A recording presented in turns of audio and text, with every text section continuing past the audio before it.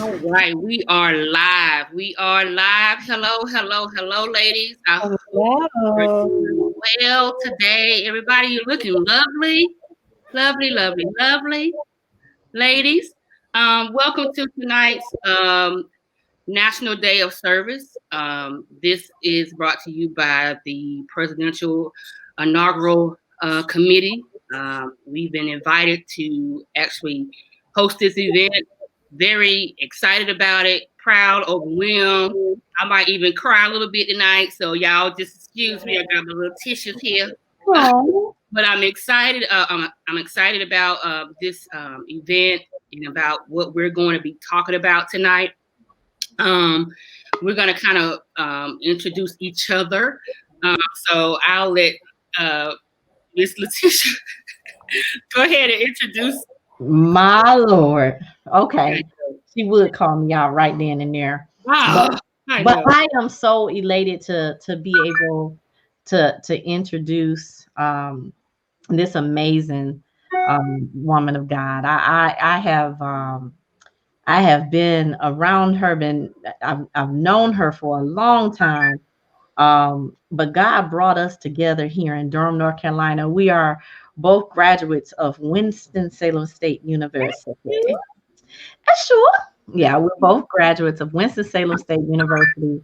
And what God has done in this woman's life, I just keep watching. And I know I'm gonna read a bio, y'all. Calm down, calm down. I'm gonna get there, but I have to just throw in my little bits and pieces because she's doing so many amazing things, and I'm just elated to be a part of her process. I'm thankful to be a part of her process. To see her from then till now, to even be, I'm not trying to make you cry, Nikiki, I promise you. But, I ain't ready yet. but I'll cry later. okay, but it's even to be in a part of her father's life. I was a nursing home Oh, administrator, now you're gonna do it. able to meet her dad and take care of her dad, and back in I mean, it's just been an amazing process. And in 2013 or 14, I think I actually gave her first speaking engagement and gave her the title Forgiveness. Yes. And to watch her from that time of I think I probably that was your first time having a coach or going through all of that. I think that Yep. was it. And to watch her, was it easy? No. But was it worth it? Yes. To be right here with you right now and to read her bio, to what God is doing in her life, I am honored. Okay.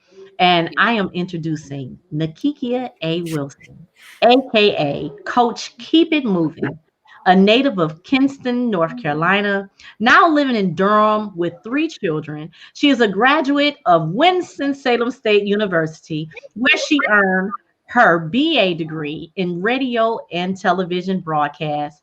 She worked for the ABC 45 in Winston-Salem, North Carolina, and WB22 Raleigh, North Carolina, as a technical director for broadcast news. After several years in the broadcast television industry, Nakikia realized her passion was in healthcare, education, and advocacy. Nakikia earned her master's degree in health services administration from Strayer University, armed with a graduate education and a passion to utilize what she learned. She obtained positions with organizations such as Price Waterhouse Coopers. Am I saying that right? Mm-hmm. Okay. And MAMC Health Plans, Mm-hmm. United Healthcare, Humana and Blue Cross and Blue Shield of North Carolina, gaining extensive experience to promote healthcare literacy and understanding in the community. Currently, Nakikia is employed with the Department of Veterans Affairs as a certified advanced medical support assistant, helping veterans coordinate health and wellness services at the Durham VA Medical Center and in the community. She is also certified as an emotional support trainer and facilitator through the Community Healing Network. In addition, she is also a certified and emotional intelligence and life coach and mental health awareness advocate. She is the founder and president of KIM Keep It Moving For You Incorporated. I'm going to put a little side note. I wrote that 501c. She did. With the organizational mission is to empower the community through awareness, education, advocacy, and supportive services that aid in the understanding of prevention or management of mental illness and chronic disease. On April 4th, 2011, Nakikia was diagnosed with multiple sclerosis, followed by a diagnosis with anxiety, panic attack disorder, ADD, and PTSD. She has since dedicated herself to raising awareness, providing education, advocacy, and supportive services to the community about multiple sclerosis, mental illness, and other chronic diseases. Nakikia is a member of nonprofit organization Delta Sigma Theta Incorporated, the Greater Eastern North Carolina chapter of the National MS Society, the Community Healing Network, National Alliance on Mental Health, and the National Patient Advocate Association.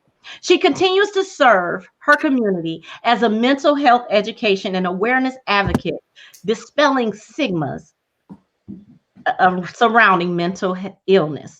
Please help me welcome our very own, my friend, my sister, Nakikia. I appreciate you reading that and introducing me as such. It's been a journey, to say the least, and I'm continuing to go on this journey because the journey to healing is lifelong, and I'm very excited and very overwhelmed and just full of emotions about this whole turn of events. But I'm so grateful for it. I'm so grateful for the lessons and the struggles and the opportunities to grow from it. And I want to just say, anyone who is going through the healing process should be proud of themselves for just making the choice to do so. Right.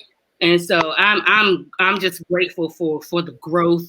I'm grateful for the support of those who've been pushing me and encouraging me and lifting me up, and just continuing to give me the opportunity to share in my growth.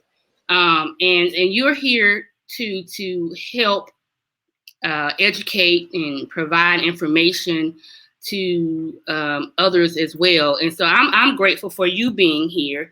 We also have Shayna with us as well. And I want to go ahead and introduce the both of you as well. So Letitia introduced me. I'm going to introduce you to Letitia. She's minister, evangelist, honey, God-fearing, God-serving, honey. She's a warrior for the Most High, okay? She has given me many opportunities. She was one of the very first people to believe and see something that I didn't even see in myself. And she gave me the opportunity to speak on her platform. I remember it was 2014, and she hosted an event called Divas and Daughters, and it was a beautiful event. It was emotional. Y'all, I'm just a waterhead, period. So, but I got the chance to speak on her platform about forgiveness, because really healing is on the other side of forgiveness. And a lot of people, I'm hoping, will learn that even tonight. So let me introduce you to Letitia Nicole Beatty. She's a native of Detroit, Michigan, who now resides here in Durham, North Carolina. She's a certified life coach, motivational speaker, nursing home administrator, best-selling author of 5 books, and a nonprofit founder of Purpose Professionals. Isn't it 7 now? Is it 7? It's 7. She made an announcement the other night. I was listening. Right. Well, we gonna have to update 7 books now. 7 books, honey. 7. She's an independent business owner, with her own vitamin and herbal tea company, level 2 marketing director in network marketing company, and CEO and founder of Letitia Nicole Enterprise LLC. Letitia established Speak Life Enterprises to serve women, girls who feel stuck in their lives because of fear, rejection, depression, mental illness, or post-traumatic syndrome. Known as the Transformation Evangelist, Letitia electrifies audiences throughout the world while delivering words of hope and encouragement. But most importantly, she is a child of the Almighty God and is on a mission to encourage and transform people out of dead situations with her Speak Life Enterprises. Letitia has been on stages across the country, inspiring audiences from all backgrounds. With a heart to serve, Tish is often called, received a Bachelor's of Science degree in nursing from Winston-Salem State University and a master's degree in business administration from the University of Phoenix. She is currently obtaining her doctoral degree in entrepreneurship. Letitia Nicole Beatty has earned countless awards for being a humanitarian, yes ma'am, and mentor, but her greatest accomplishments are her husband, Antonio Beatty, of nearly 21 years, and their two wonderful children, Antonio II and Aiden Cole. That is Letitia Nicole. Honey, all day, every day. And we also have her soror, honey, her AKA sister, also joining us tonight. And her name is Shana. Dr. Shana Williams. Let me make sure I let y'all know this is a doctor, okay? And I let me go back and pull because I want to make sure I get all her information correctly. So give me a second. Letitia, I thank you so much, for joining us tonight and being a part of what, we are doing. We are, of course, talking about breaking free from generations of toxic behavior. And it's time to have, it's just really time to have those conversations. And so I'm glad that both of you are here, and I am, going through trying to figure out why her bio disappeared on me, but I have it now. We have Dr. Shana Williams here with us as well. Shana Williams is a Charleston, South Carolina native and holds a Bachelor's of Science degree in biology from Morris College, a Bachelor's of Science degree in nursing, and a Master's degree in nursing psychiatric. She's a nurse practitioner and a doctorate. She now has a doctorate in nursing to practice from the medical university? From the Medical University of South Carolina. It's a long name. She has experience in teaching in behavioral health, plenty. In addition to the medical surgical area, she has experience in telemetry. Am I saying that right? I might be saying it as cardiac, psychiatric, emergency, and orthopedic nursing. Her teaching experience includes Durham Technical Community College and Watts School of Nursing, and has an assistant professor at, you were an assistant professor at Campbell University, Catherine Wood School of Nursing. Wow. She is currently a lead psychiatric nurse practitioner at Recovery Innovation International. She is serving as the champion for the alcohol withdrawal pathway for Duke Health Systems. Some of her experiences include Organization of Skills Day and mock NCI drills for psychiatry at Duke Regional and Williams Ward at Duke University Medical Center. And she also has worked on the Work Culture Committee, the Inpatient Psychiatric Instructor, as an inpatient psychiatry instructor, psychiatric certification class. Girl, all these big words got me tongue-tied. I am so sorry. I'm like, Miss Williams is a member of Alpha Kappa Alpha Sorority Incorporated, the American Nurses Association, and the American Psychiatric Nurses Association, and fellow of the Duke Johnson and Johnson Nurse Leadership Program. Honey, welcome. Thank you for joining and being a part of this this event as well. We have lots to discuss as far as how the history of toxic behaviors and attitudes, especially as it relates to the Black culture. We tend to do a lot of avoiding, denying, sweeping it under the carpet. It's like an unwritten rule that we have in our culture about speaking about, how we have to keep things on the hush hush. And it's had a very negative impact on how we function as a culture today. Those toxic behaviors and attitudes have been passed down from one generation to the next generation to the next generation, and unfortunately, it affects each generation in a different way. It affects our relationships. It affects how we relate to ourselves and how we relate to other people. It affects our overall well-being. And I know I have my own experiences, as probably so many of the people joining has, and we want to have some conversation about that. I talked to Letitia earlier about having an outline, but I'm getting this whole energy of we're not getting ready to go. We're not getting ready to do that. We're getting ready to have a real conversation about breaking free from generations of toxic behavior. And I want to give the floor to Letitia, because you, coming from a spiritual standpoint, what's your view coming from a spiritual standpoint as how trying to break free from those generations of toxic behavior? Well, thank you for coming to me first. But I want to first just make people understand, just talking about generational curses or generational patterns, habits that we've gotten from generations before. Sometimes, Nikiki, I was thinking about how to make this so plain, because I don't want to start preaching. Okay. So I wanted to make it plain.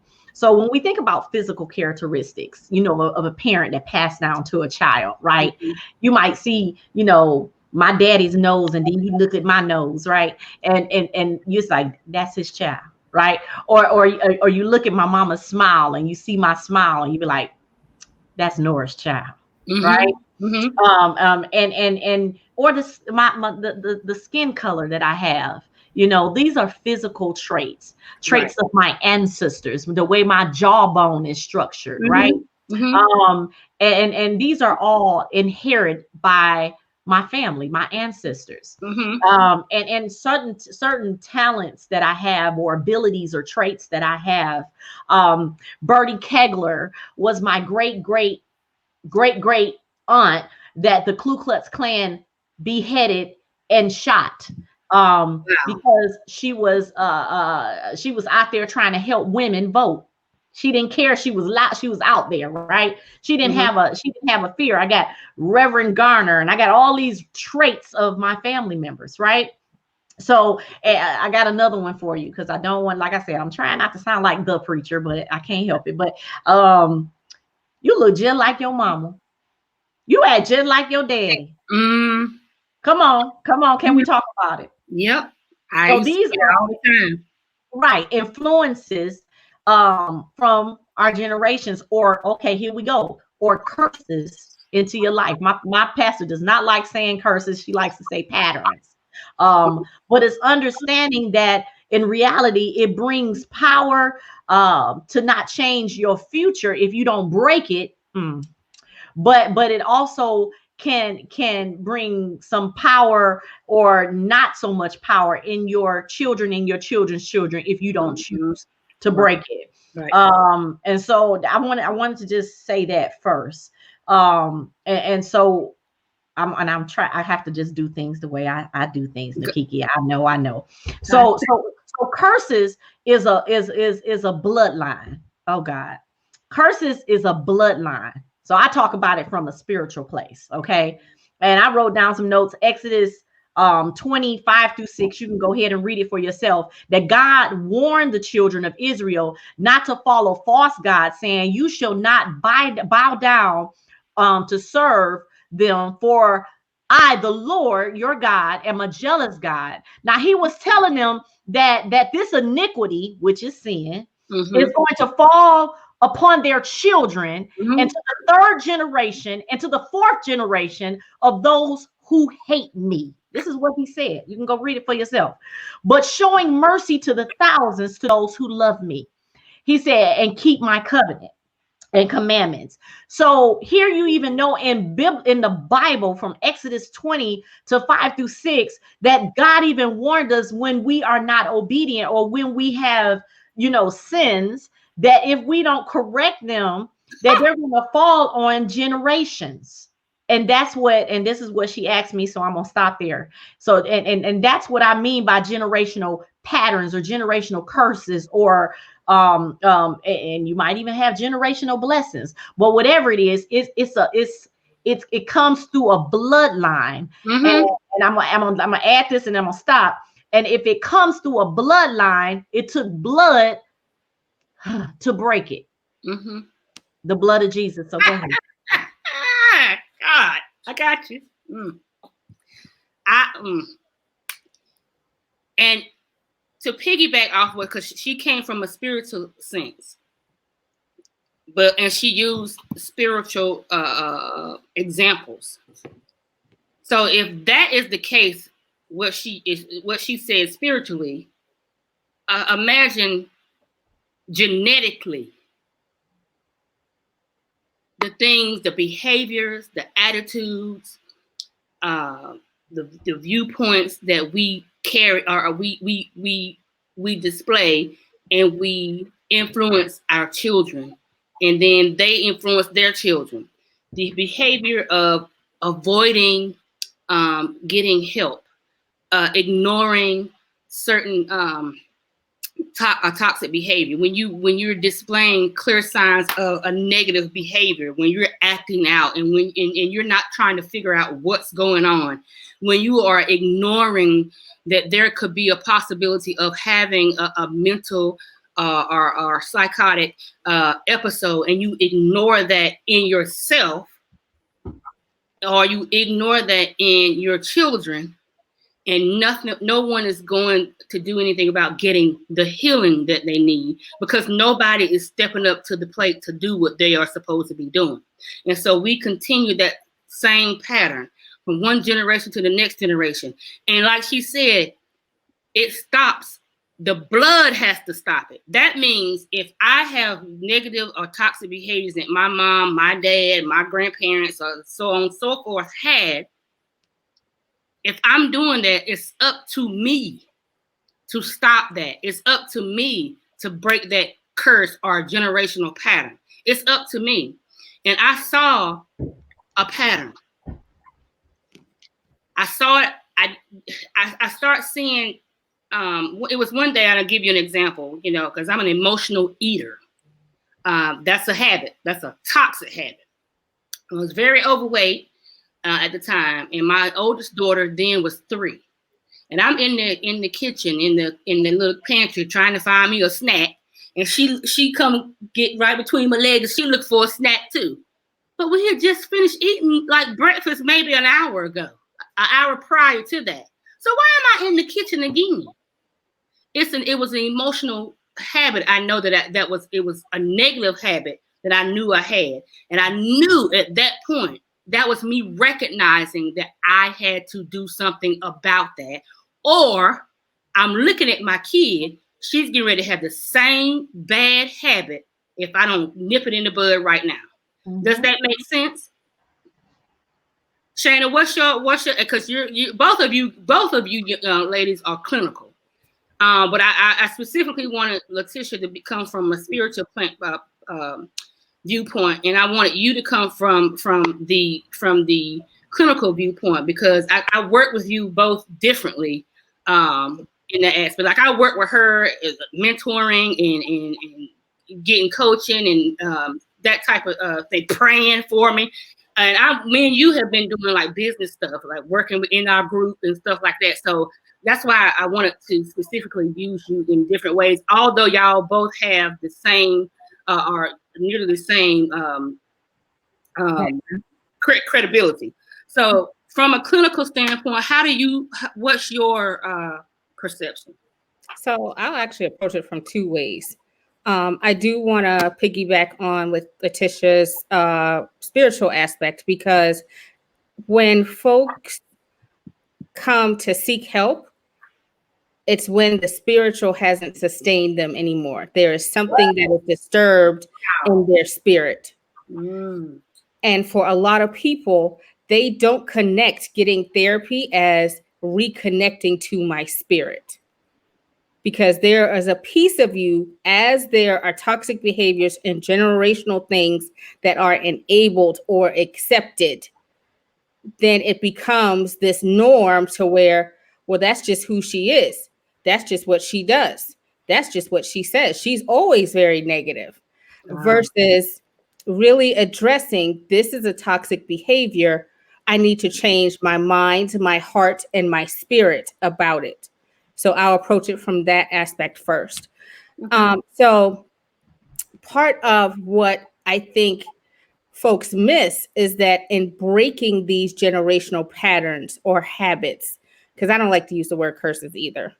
I just think it's really maladaptive, and it keeps you in a mode of, I have this curse on me and I can't get it out. And that's not true. That's not true at all. Okay. So if people had a different vision of seeking therapy and looking at behavioral health as, I'm seeking to fix my spirit, I want to be different, I want to feel different,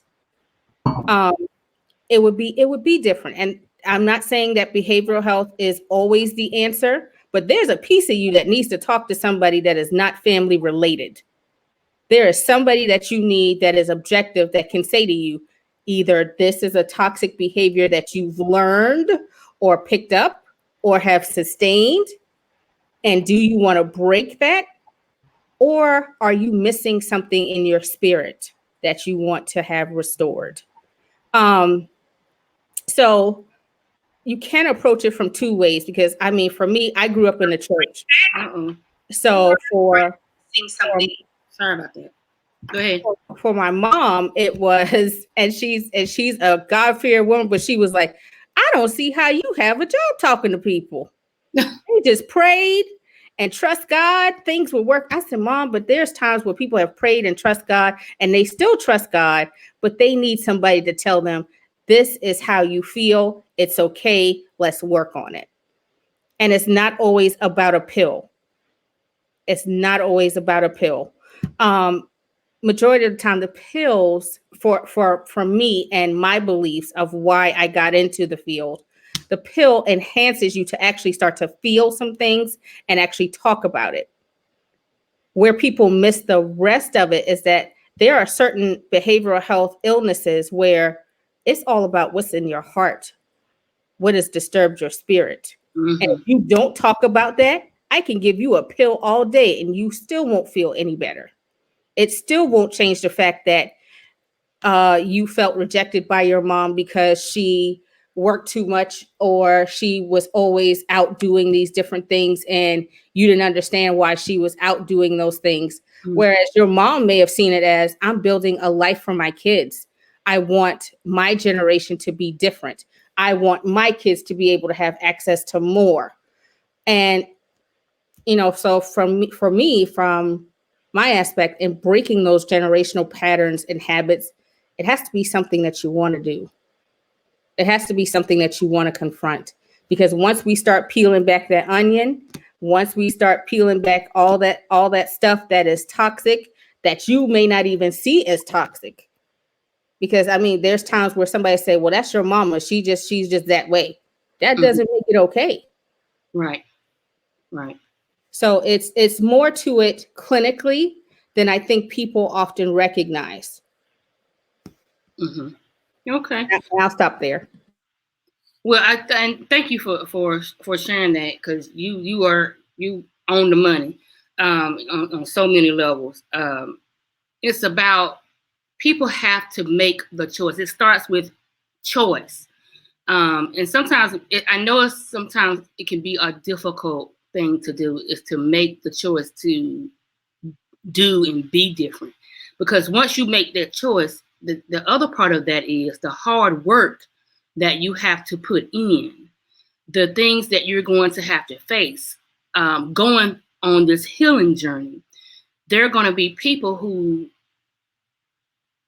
will become uncomfortable around your going through this healing, and they're going to back away, and you're going to feel a sense of loneliness. And a lot of times loneliness is one of those emotional insecurities that people often have anyway.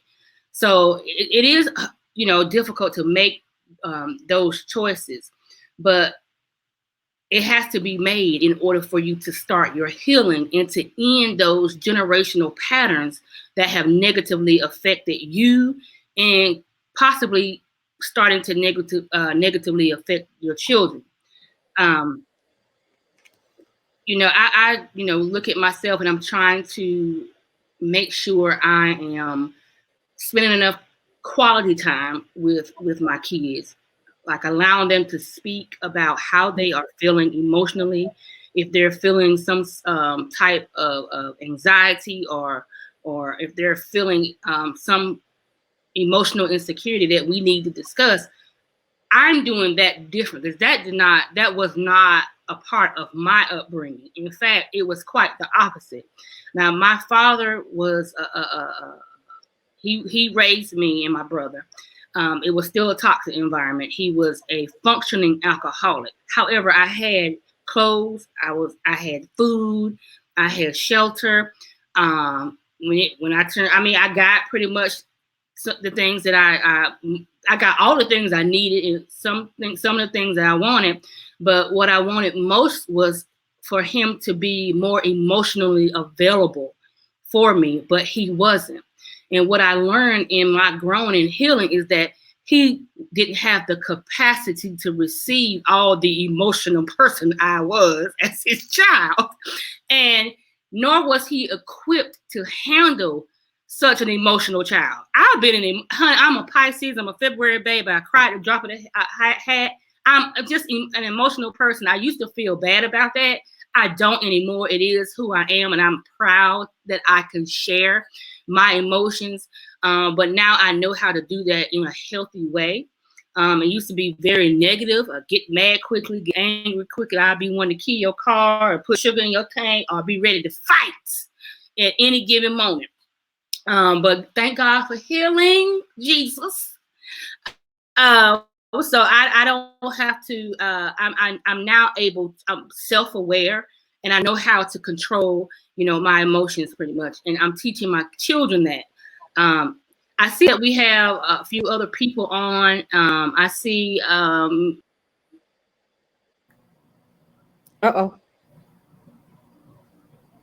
She done took her own self out of here. Sure did. Well, while she's coming back, I did want to touch on something I think too that we also have to understand about generational things is being willing to share our own background. There's a lot of times where I meet folks, they're like, I don't want to talk about the past, but it's really your childhood that affects your teenage years, that affects your adulthood. And I think that is a piece that a lot of people miss, because it's like, oh, well, I grew up. And it's like, yeah, you did, but something still happened to where now you're still feeling some type of way about it. And I'm sure you can attest to that too, Letitia, about the as far as like the spiritual aspect for folks. Absolutely. There she goes. I thought you were about to call on one of the ladies that Miss Karen or Miss Kathy. Unmuted. Welcome to tonight.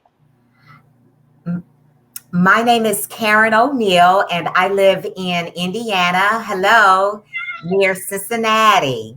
Okay. And I am almost about ready to go into tears because I am all about working with the Lord to break generational issues. I also grew up in a family where there was alcoholism and abuse. And my best girlfriend reminds me from time to time in 1991, I said, Joyce, I'm responsible for me, and I'm no longer going to hold on to the past. I'm going to overcome, and I'm going to be a better person. And it's taken it's taken 30 years. And I am the person in my family that talks about the issues, because it is talking about the issues and overcoming so that you can hear other perspectives, because sometimes what you believe or have internalized is not true, or just maybe sometimes blown out of proportion. I don't want to try to minimize an issue, but sometimes we need help to take a look at some different perspectives. And that is what reading the Bible has helped me a lot with. But before the Bible, I was in yoga classes, I was in spiritual classes, and then I was in 12-step groups. And from all of that, I ended up serving the Lord, being saved for about 35 years, and just selling out about 20 years ago, 22, 23 years ago. And I've been at it ever since. But yes, those are the things that I hone in on for our Black community.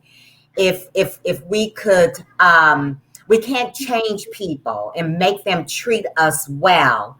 So we have to know how to treat ourselves well, and to recognize some of the pitfalls that the enemy or that are set up for us, and not to fall into those traps. And so I'm all about the Black community overcoming and taking responsibility. And of course, there are some real issues out there. Don't get me wrong, because look at my color, you know.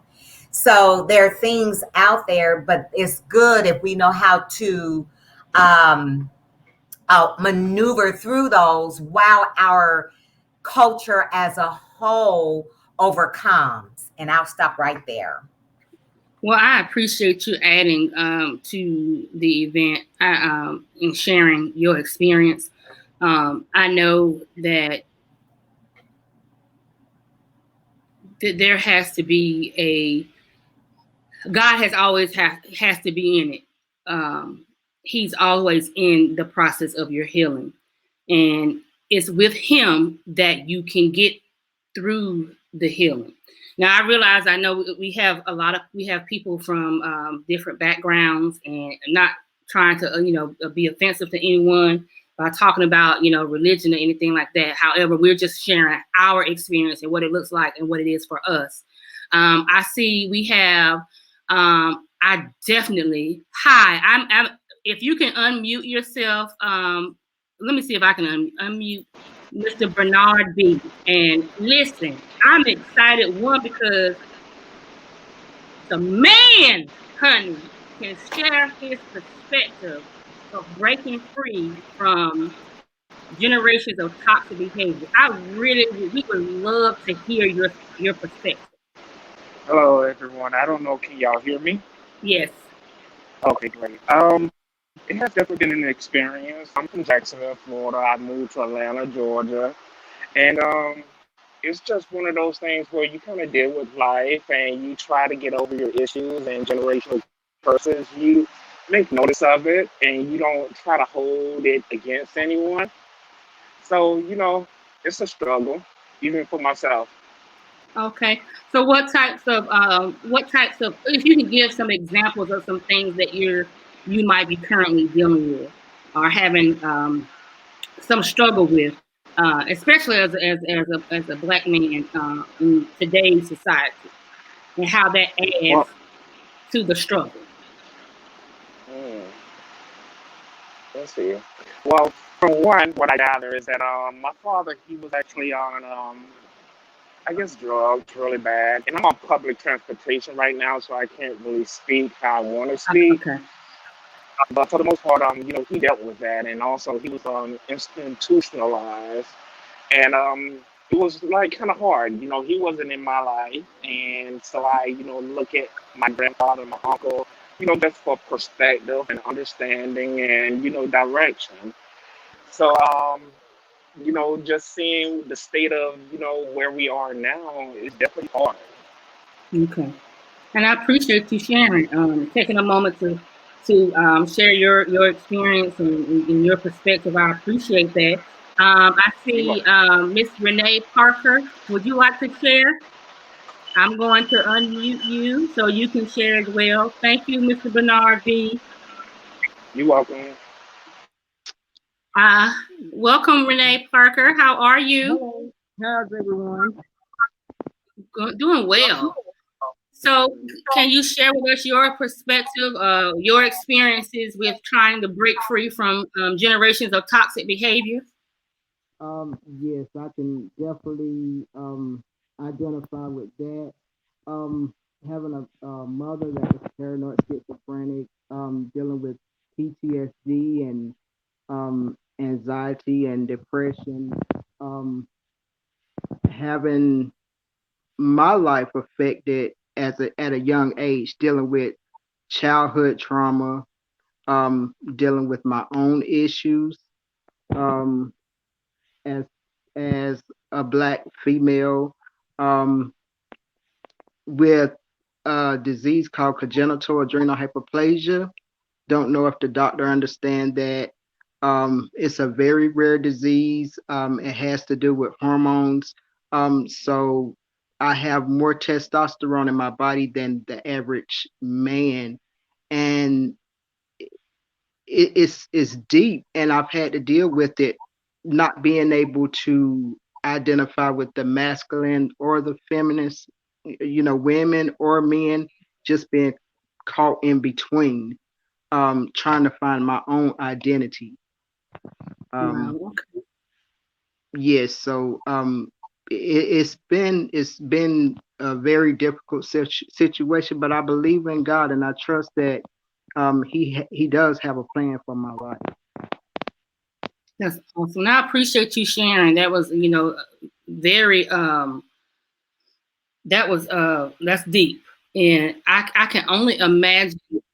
I know it's deep. It's I can only imagine. And this just goes to show how important it is for us to have these conversations, because we don't know what people are going through mentally and emotionally, and people are suffering in silence, and it doesn't have to be that way. And I do realize that it's difficult to share things like this, and we do have to really be careful who we share our mental and emotional vulnerabilities with.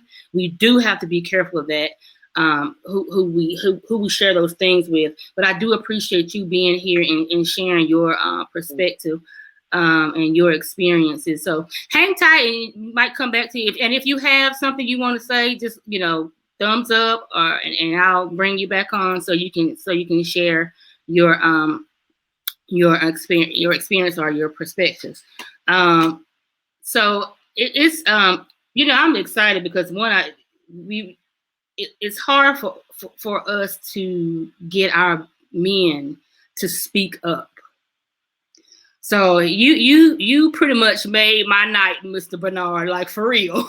You pretty much made my night. So, because that's one of my goals, is to have more men come out and share their experiences dealing with mental and emotional health and wellness.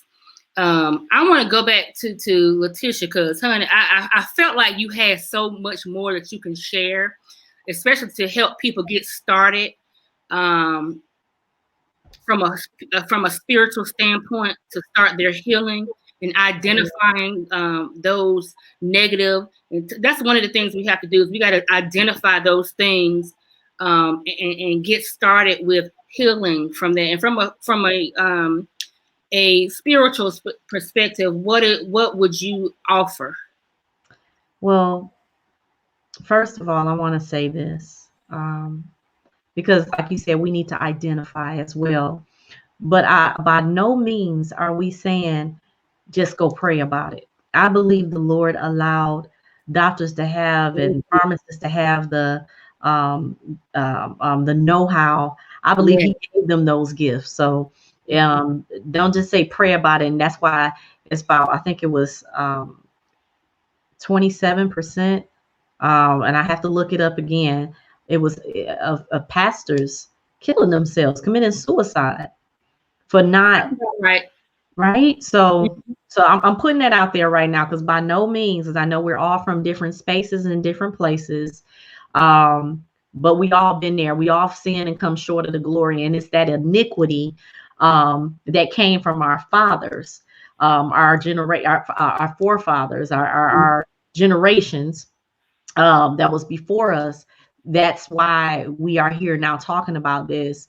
And what iniquity is. And the reason why I said the word iniquity, because we have to understand the word of God, that iniquity came through the parents, which carried into the children, and then third generation, the fourth generation. That's what I just read to you guys. So we gonna identify some of them, and then we're gonna talk about how to get over them. I'm gonna answer your question. I write this down because I like to teach this so you can read and study and show yourself approved, right? So you can get it for yourself. Lamentation 5:7. Lamentation 5:7. And these are certain sinful habits, okay? Because it was those certain sinful habits that your ancestors had that passed down to you, and this is why. The word of God says, our fathers sinned and no more, but we bear their iniquities. Our fathers sin and they're no more. That means they're dead and gone, right? But we bear their iniquities. In other words, they are dead and gone, but their iniquity is sticking with us. Y'all get that? Yep. And so this is the evidence of the curses, okay? Or the patterns, or the habits. However you receive it, it is patterns, habits, right? yep. So this is the evidence, and it was written in Deuteronomy 28:15-68. You can go and read it yourself, because it's 53 verses that's listing generational curses. You go get it for yourself. I'm not going to read them all. And again, that was Deuteronomy 28:15-68. Now, one is poverty. Another one is inherited diseases. Another one is divorce, child abuse, sexual abuse, domestic violence, alcoholism, drug addiction, adultery, perversion, depression, confusion, fear, indecisiveness. Come on, I need y'all to hear that. Panic attacks, mental illness, suicide, destructive attitudes and behaviors, immorality. These are all things. And it's more. You go read it for yourself, so you can get it for yourself. But these are all things that are evidences of curses. Okay, and each of these can be broken. Y'all just forgive me. Each of these can be broken. All right. But you got to get down to the root in the idolatry and iniquity. You got to find out where that root is, because how do you take something out of your yard so it don't grow back? You get all the way down to the root. Okay. And the good news is, and I kind of spilled the beans earlier, but I couldn't help it but to tell you that this is my belief. The good news is that generational curses can be stopped by the blood of Jesus. Why did I say that? Hebrew 9:22 tells us. Now, this is my belief. This is what helps me, right? According to the law, almost all things are purified with the blood, and without the shedding of the blood, there is no remission. Whew. So the curses came through the blood. The habits came through the blood. and the curse can be canceled by the blood. Mm-hmm.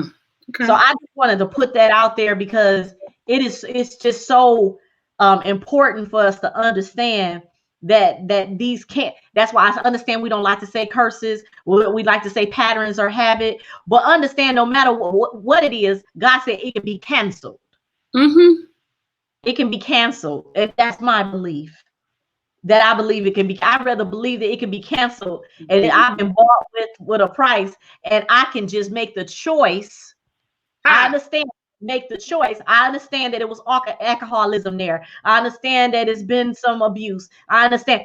I just talk about myself. Let me just talk about myself. That has been some childhood molestation, rape, right? It's been some mental illness, some post-traumatic stress. Mm-hmm. You know, it's come on, I can just tell the truth.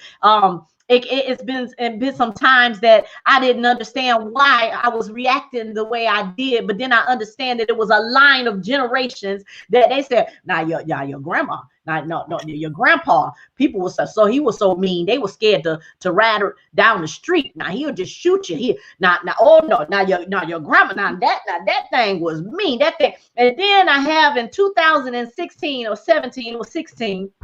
I had a Speak Life event in Detroit, Michigan, and my matriarch, my great aunt came, and I gave her the mic. And why did I do that? With hundreds of people, she said, "Oh, I know your grandma proud of you because you was a rough cat. You was rough, right?" and she talked about how rough I was, but look at me now. But guess what? It was a generational. I wasn't the only rough one. Come on here, somebody. I wasn't rough. They've been rough, Right. right? So, but it was a generational. When you look at the patterns and you look at the iniquities, and even when you look at your family, your generations, and you can see some traits in yourself. And you just have to make the choice to say, I don't want my children and my children's children. I don't want that third and fourth generation. The buck stops here. The pattern stops here. The habit stop here. A habit of anger issues. I can raise my hand. I can raise my hand. I had to get my anger under control. And so no more stabbing folks and running over folks for you, Letitia. If the buck stops here, no, you ain't gonna do that no more. You know, I had to get Letitia together, right? And because how can I talk about somebody else when I'm doing the same thing, or how can I help them when I couldn't even help myself? So the first ministry, the first person that I had to coach, the person that had to go through the modules was myself, right? I can't go back in time. I can start now. And I thank God for the blood of the Lamb. I thank God for Jesus. Right? I see Miss Karen down there just rocking. I see you, Miss Karen, because she understands. Yes, ma'am. I think that it's also great that you pointed out that there are also instances where the blood can help you, but he also provides for people. Because what I think that some people also miss is that there are some behavioral health illnesses that you do need help with, and the Lord does provide. And I think I remember the story where there's a fisherman and he's stranded. He says, "Jesus, send such and such and such to help me." And he sends the person. He goes, no. God's going to save me. God's going to save me. He sends the second person, and y'all help me if I'm telling it wrong. And he says, no. I don't need your help. God's going to save me. He sends, I don't remember if it's a third person or not, but I just know he got about 2 or 3 chances before he saw Jesus himself. And Jesus said, I sent this person, and this person to help you.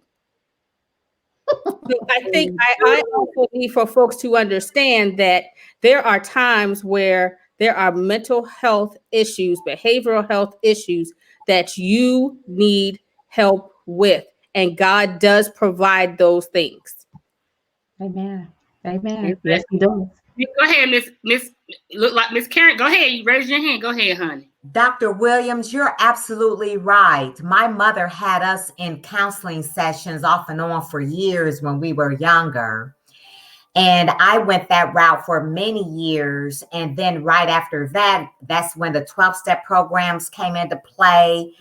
And then by that time, I started using the spiritual resources to get the help I need. I do have accountability partners that are seasoned in their fields of study, or they're seasoned in the Bible as well. But absolutely, I do go to the clinical help if needed, and have no problem with that, and would recommend it if that is the route that it will take for someone to get well. And you also have to be able to connect to that person. So I know that some people go, oh, well, I went to this person, and this therapy just doesn't work for me. No. This is why I got into the field. I was brutally raped. I had a son. He is the most wonderful thing to me. He is 22. But at the same time, I ran into people who couldn't identify. Like one therapist said to me, oh, well, understand that, you grew up in the hood. Da, da, da. Lady, I don't know nothing about the hood. I grew up in the suburbs, ma'am. Next therapist. You got to find so I think it's important to also point out that you have to be able to identify with that particular therapist as well. Because in order for therapy to work, and for some people, it's like that person has to look like me. So be it. And we have to, and speaking of that, we have to be careful when we say, because I'm learning that now myself, because I'm an advocate of going to a therapist who does look like me. However, they have to have that cultural understanding as well. They might look like you, but they weren't raised by. Say that one more time, please. Say that one more time, please. So I'm an advocate of going to a therapist who looks like me, or a counselor who looks like me. Mm-hmm. But I'm careful, because although they look like me, they still do not possess the cultural understanding that of Black people, because they weren't raised in the culture. A lot of us were adopted, and we were adopted by different cultures. And unfortunately, a lot of us were not given the opportunity, or maybe they didn't know how. They didn't have access to their culture. So there's a lot of Black men and women that could be, therapists, but they don't have the cultural understanding. So you have to be careful of that as well. And your therapist should not be making cultural assumptions as well. That part. I wanted to add that you want to also develop trust. I mean, you can look like me, you can have my background, but if I don't trust you, I ain't gonna tell you nothing.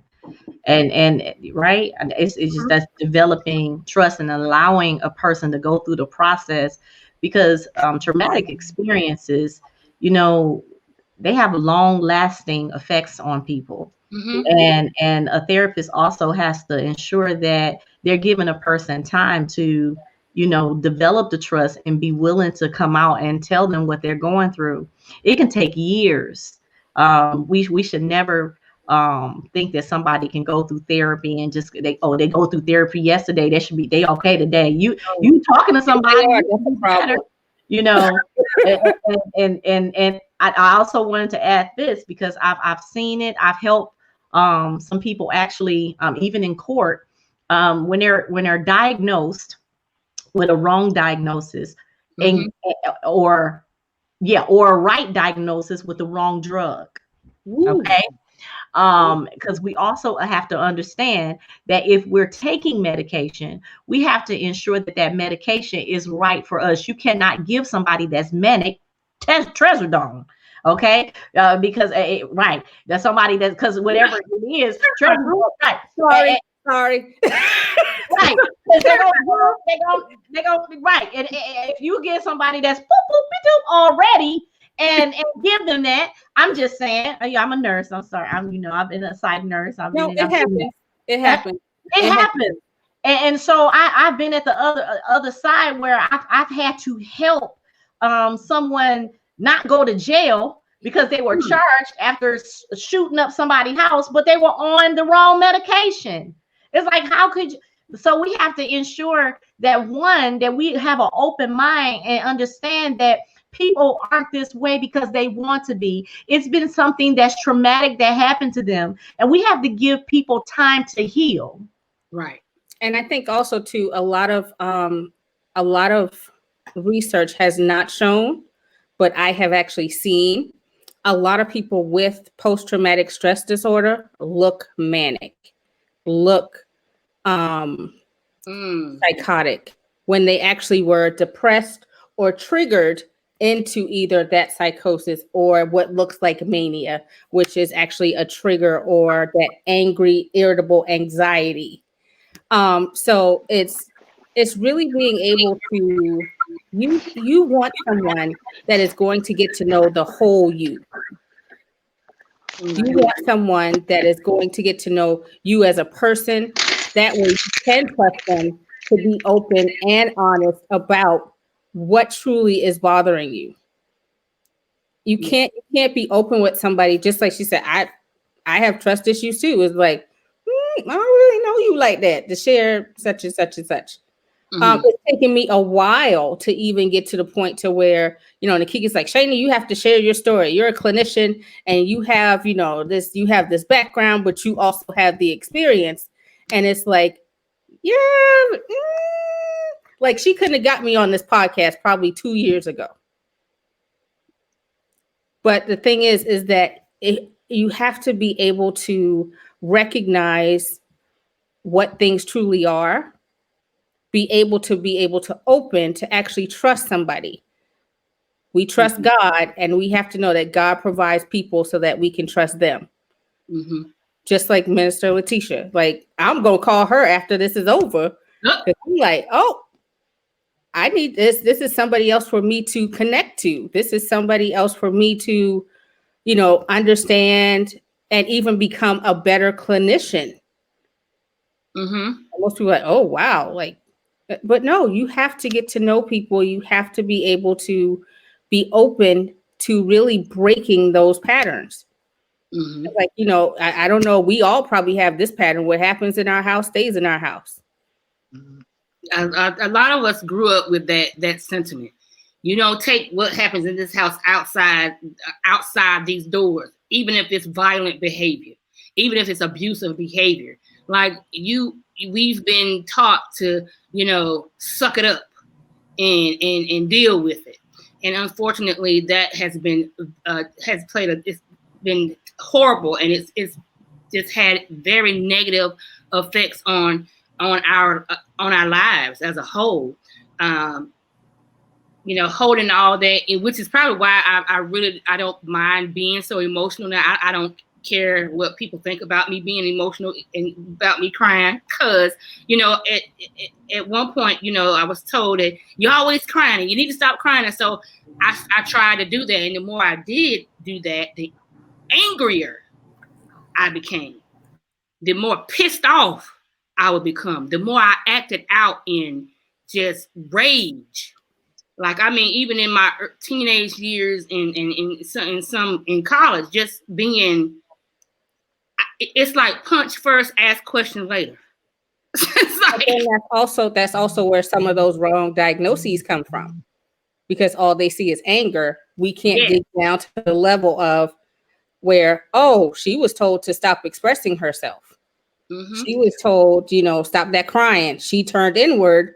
That inwardness that she's now not dealing with, she is now angry. She's irritable. She's this, she's that. And before you know it, they start going down the list of things where she's irritable, anxious. And before she know it, she bipolar. I had a doctor to tell me I went, and now I used to say I'm ADD or ADHD. We all, with me and Nikiki, we joke about it, because a fly could go. I'd be like, I'll be forgetting that I'm here. Okay, so but Right. So I'm just telling you the truth. Some can go, I'm like, just, so, but I had a doctor. I have been telling them all these years, like, listen, I need help. I need help. I need help concentrating. I need help. I'm not reading and comprehending, or I'm not, I need help.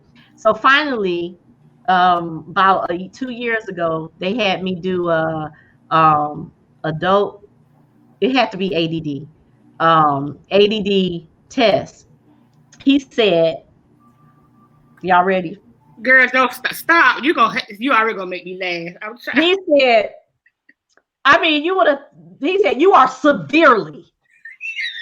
And that was gonna make me feel better. He said, you are severely, like when I took my, and right. And I'm like, okay, I've been trying to tell people that I'm one that I'm come from the corporate world, even though I'm an entrepreneur now. And I used to always be on the phone in my meetings and looking out the window. And I've been this way for a long time. And so I've been trying to tell people I need some help. He said, you are severely. But then guess what, y'all? I took the medication and I end up I can't take the medication. The way I function, it helped me read. I got through that. So it must have helped me a minute for something, because now I can read and comprehend, but I don't have to take the medication. But guess what? It made me slow. And it made me so slow that I couldn't do the things that I needed to do, because I multitask very well. So actually you already had the coping. I already coped with it. So I have multiple businesses. I do all these things. People are like, how should you do all that? I didn't want to just say it because I'm ADD and it works for me. But right. And so and some things that we know that we go through, and so we can tell the doctors, but when he told me I was severely, it was just like, oh, cut it out. Because severely is not even, you know what? That's not even a diagnosis. It's either you're ADD or you're not. Severely. So that's not even billable. It's not even billable. Don't even put that. Don't try to put that or code it or nothing. Get nothing extra for that. So I literally, it also is accepting, and I love this. Nakiki, you did this.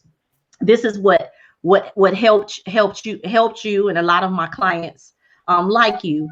It's the acceptance. It's acceptance of knowing who you are, right? And stop hiding and feeling bad about what you've gone through. And right, that's the first thing. It's almost that, because first you be in denial.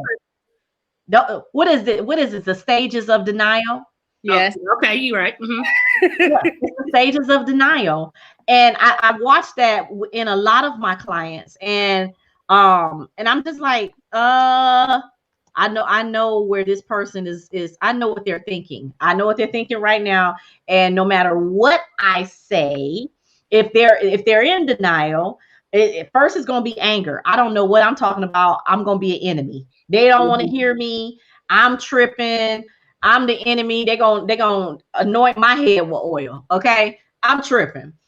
And then it's bargaining, right? Bargaining, and they can come in different phases, right? And then it's depression. Now it's depression, and I notice, and don't get mad at me when I say it, because sometimes depression can bring on pity. They plan the pity.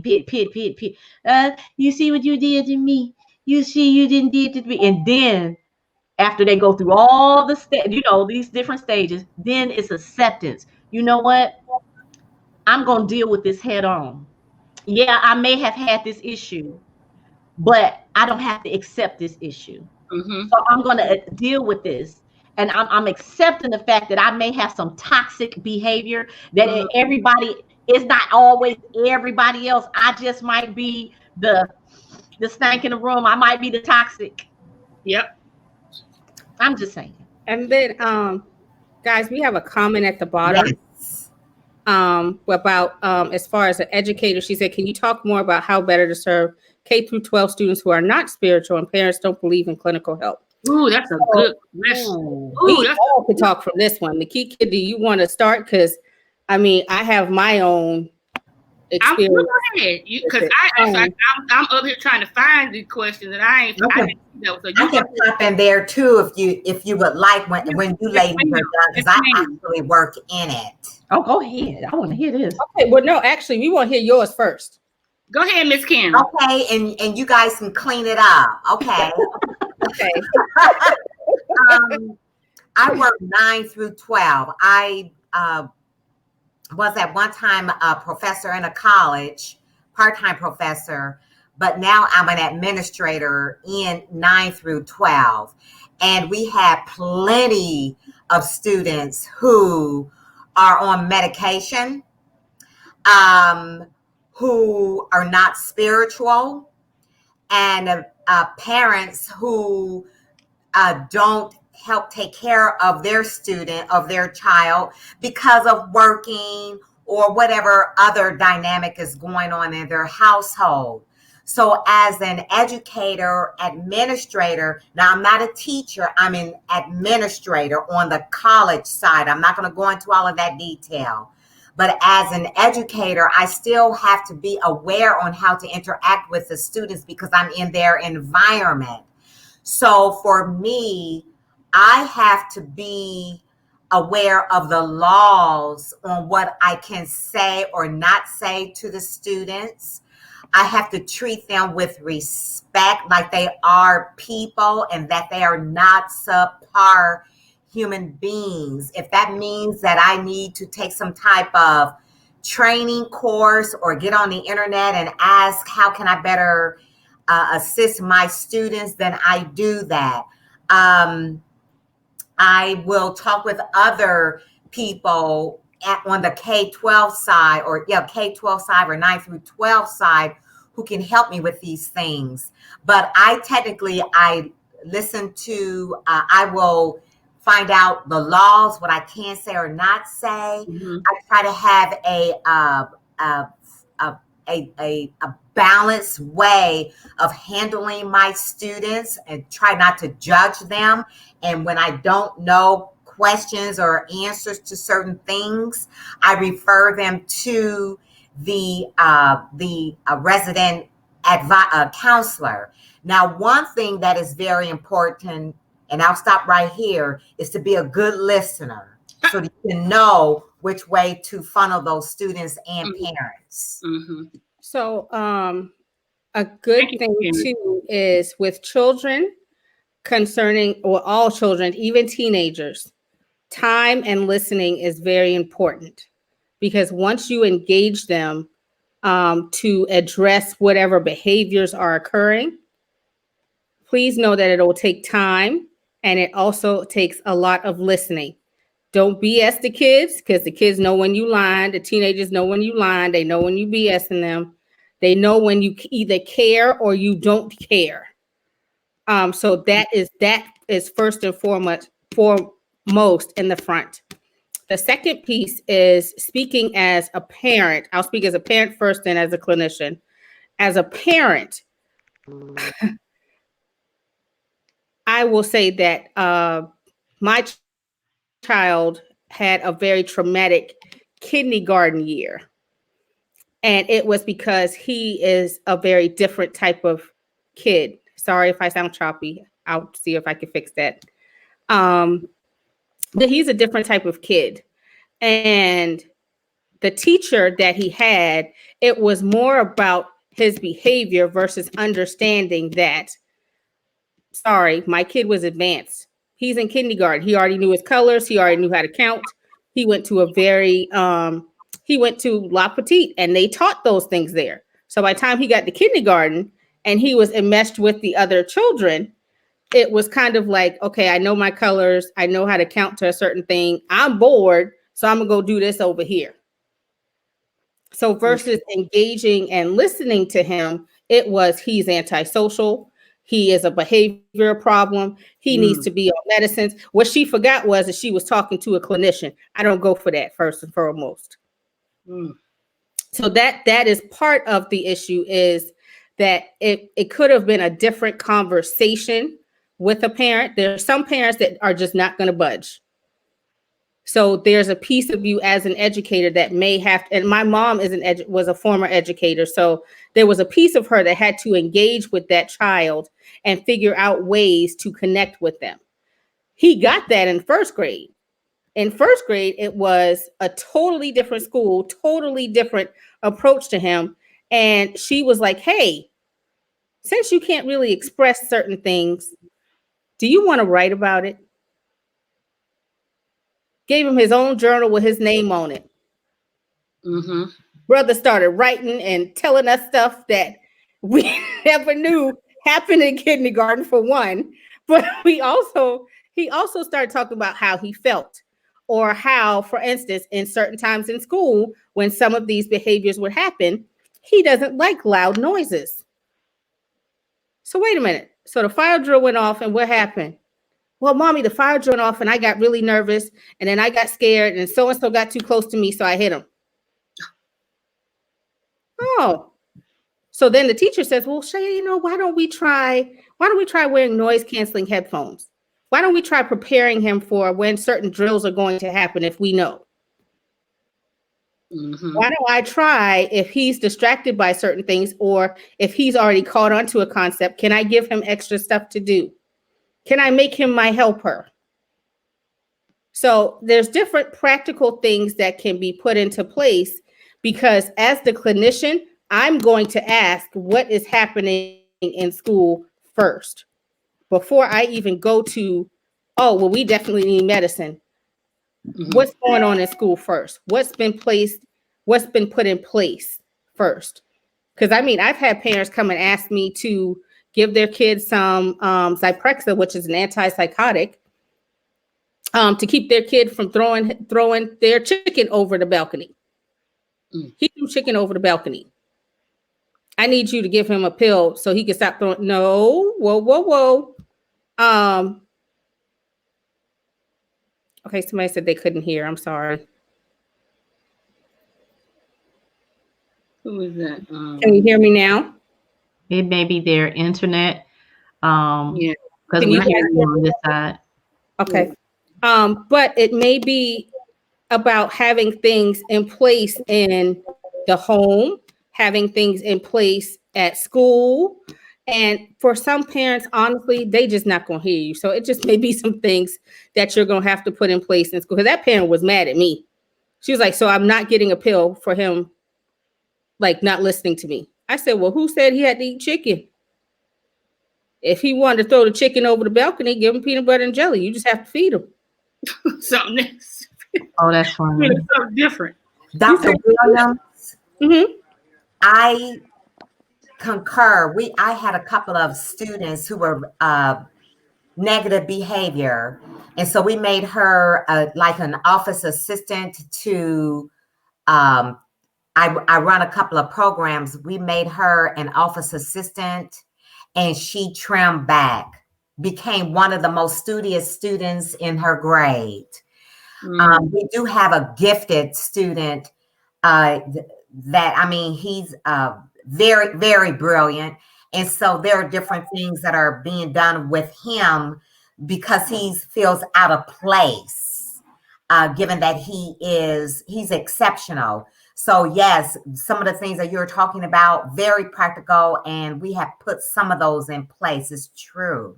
And then the last thing, and then I'll stop, is also understand some of this is learned behavior. So if I know to respond to something with an angry tone, that's how I'm going to respond. If at home I see certain things that may be happening, or not even at home, maybe certain environments that they're exposed to, I see certain things happening, that's a learned response.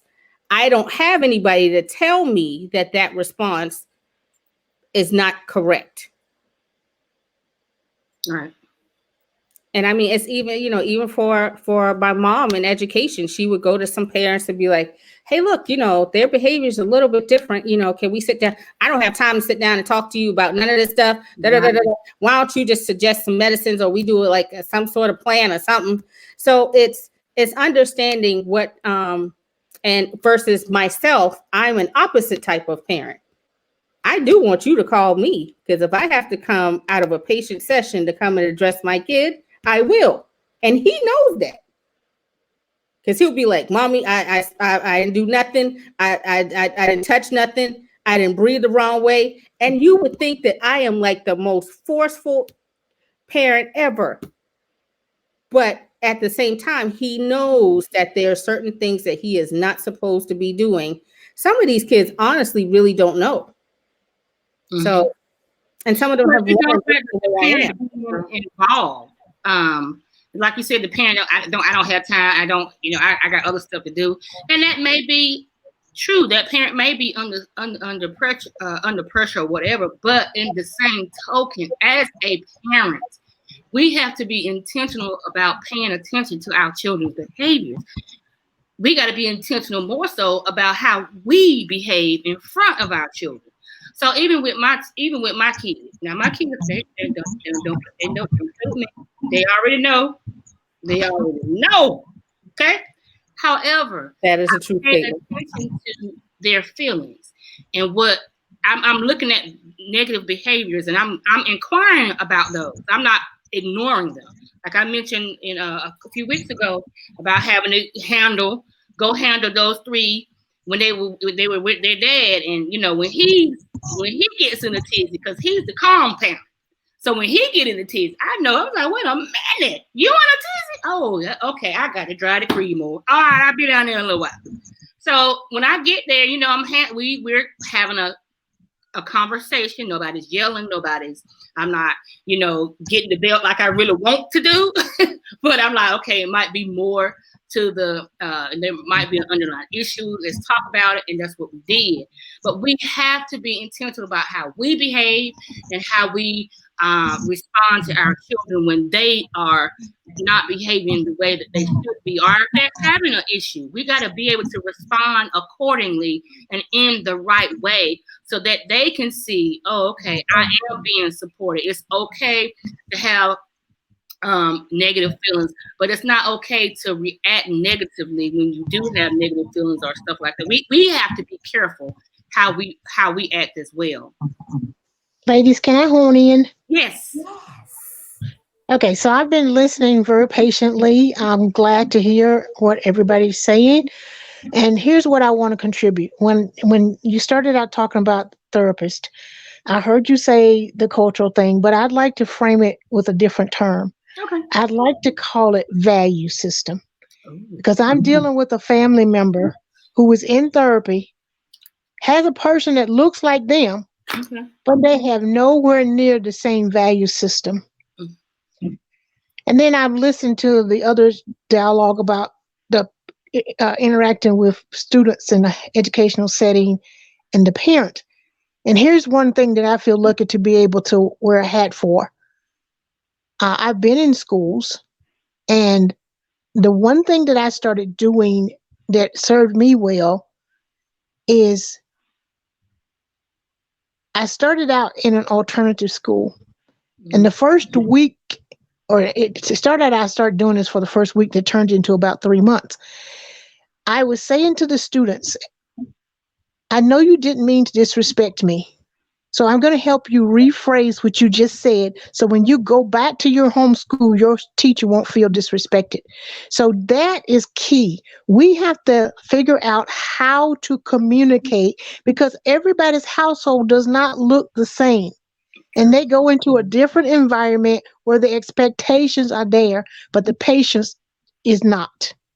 The willingness to drill with that child what appropriate looks like. I grew up in a situation where my parents weren't all that vocal people, but they were very capable of sending messages about what was important in our family. And my parents never said, you've got to go to college to any of us. But we had the expectation that you're going to do your best at whatever it is that you do. Right. So so my question to you ladies, and I thank you for this forum. I was a little hesitant coming in here. I was like, I don't know what I'm going to get and all that. So I sat back and observed, because that's my personality. So what I'd like to have some help with is, how do we provide a space where we can provide the resources, these basic tools to help us to have better relationships. Because I believe that's what it is. And I don't mean intimate relationships right now, but I want to talk about that too. I mean just the way that people relate to other people. That is nothing but trust. We have a society where trust is almost gone out the window. And it's hard for little kids to trust grown-ups because there are some grown-ups who are not trustworthy.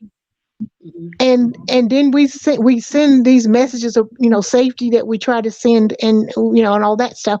But I look at the church, and I was saying, I had this little core group of women that I had met when I started going to this church, and turns out now this 10 years later, and I was saying to them, there are women in the church dying. And I'm going to tell you why I said it that way.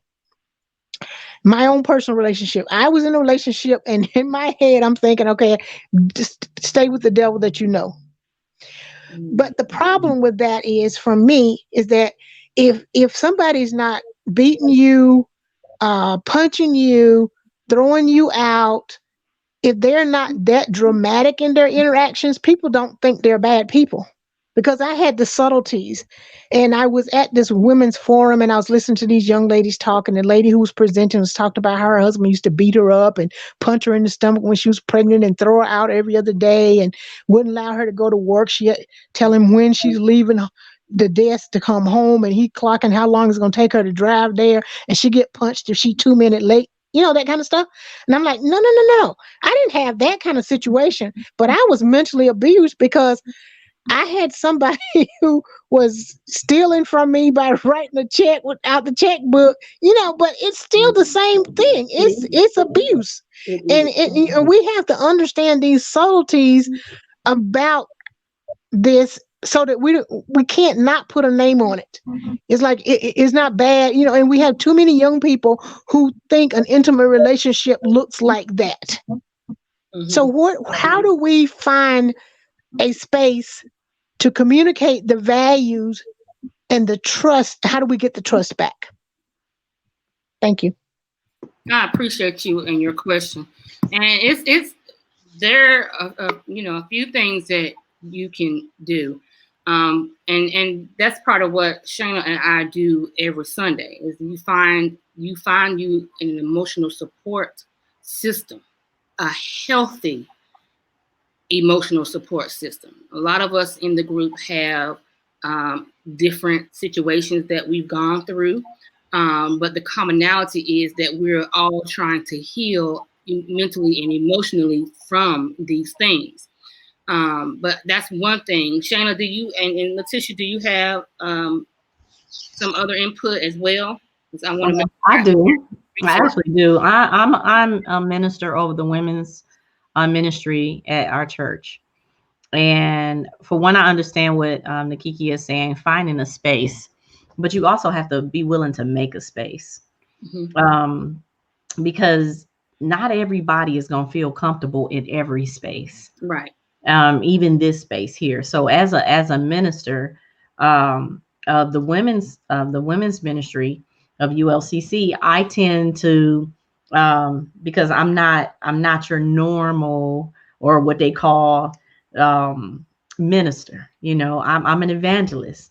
So I go lots of different places, and I can blend in a lot of places. You know, the people might not say, well, her hair too long, or her nails too long. You know, I love Miss Karen laughing at me. And so I make them comfortable that they can talk about whatever. I have Zooms where the women can talk about whatever. And one thing, when people see your own vulnerability and they're willing to share, because I don't have nothing to hide. As Nakiki stated, I mean, I have 7 books. I write about it. If it happened, but it took me a long time to get there. Okay.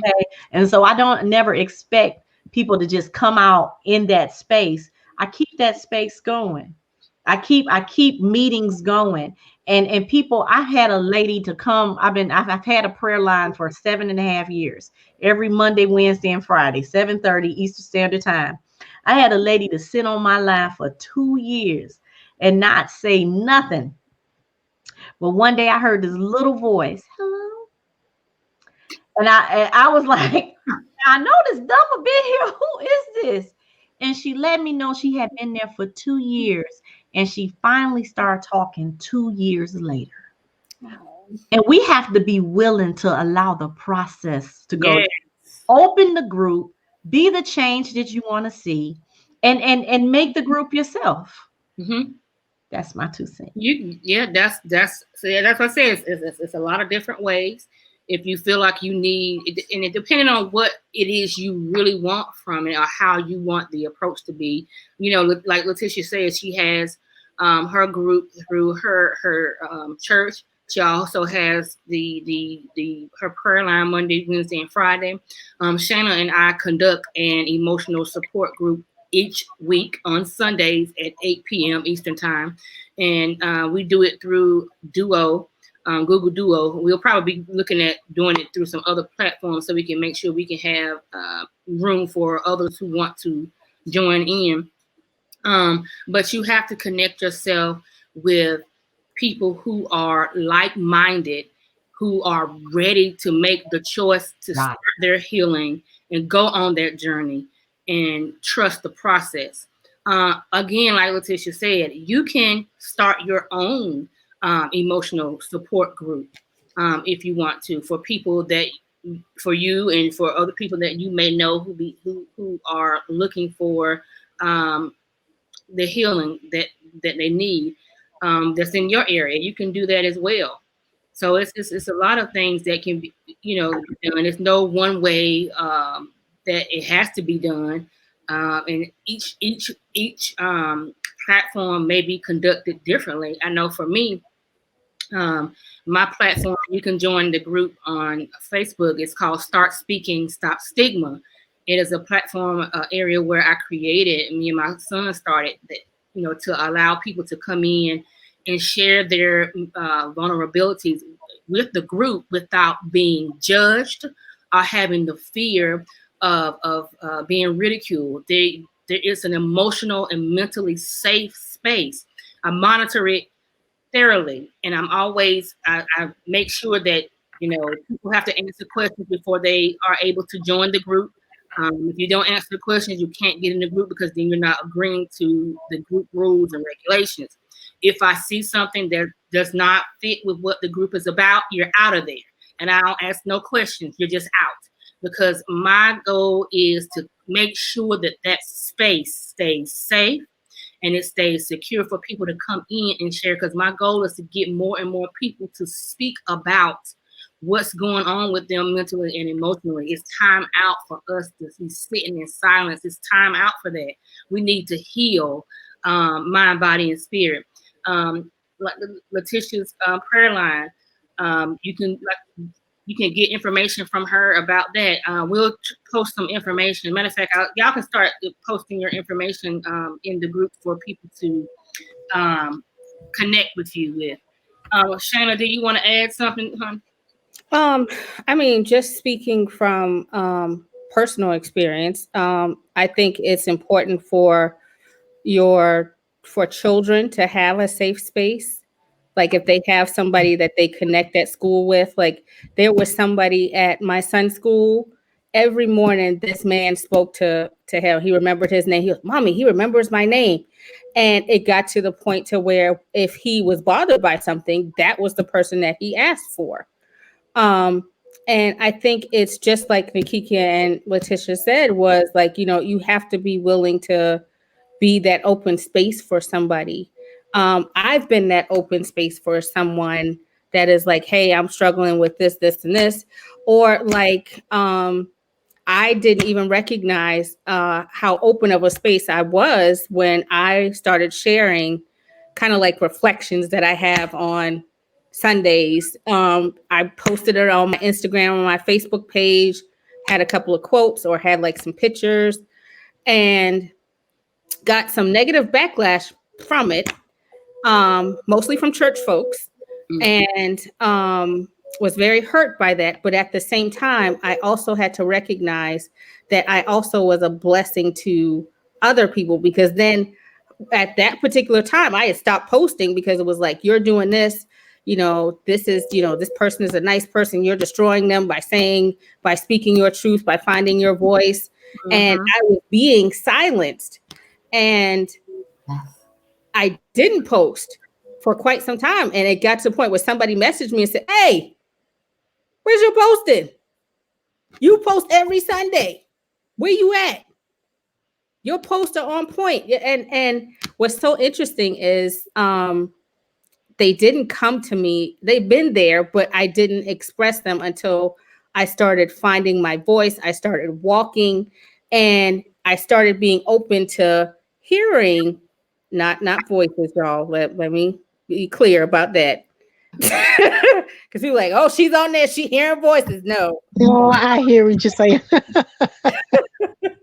but being able to hear and then being able to actually do what I said I was going to do when I entered this profession, which was, one, be the change I wanted to see. I live by that, but also I'm cut from a different cloth. I can't be silenced. I can't be stopped. I'm not supposed to be.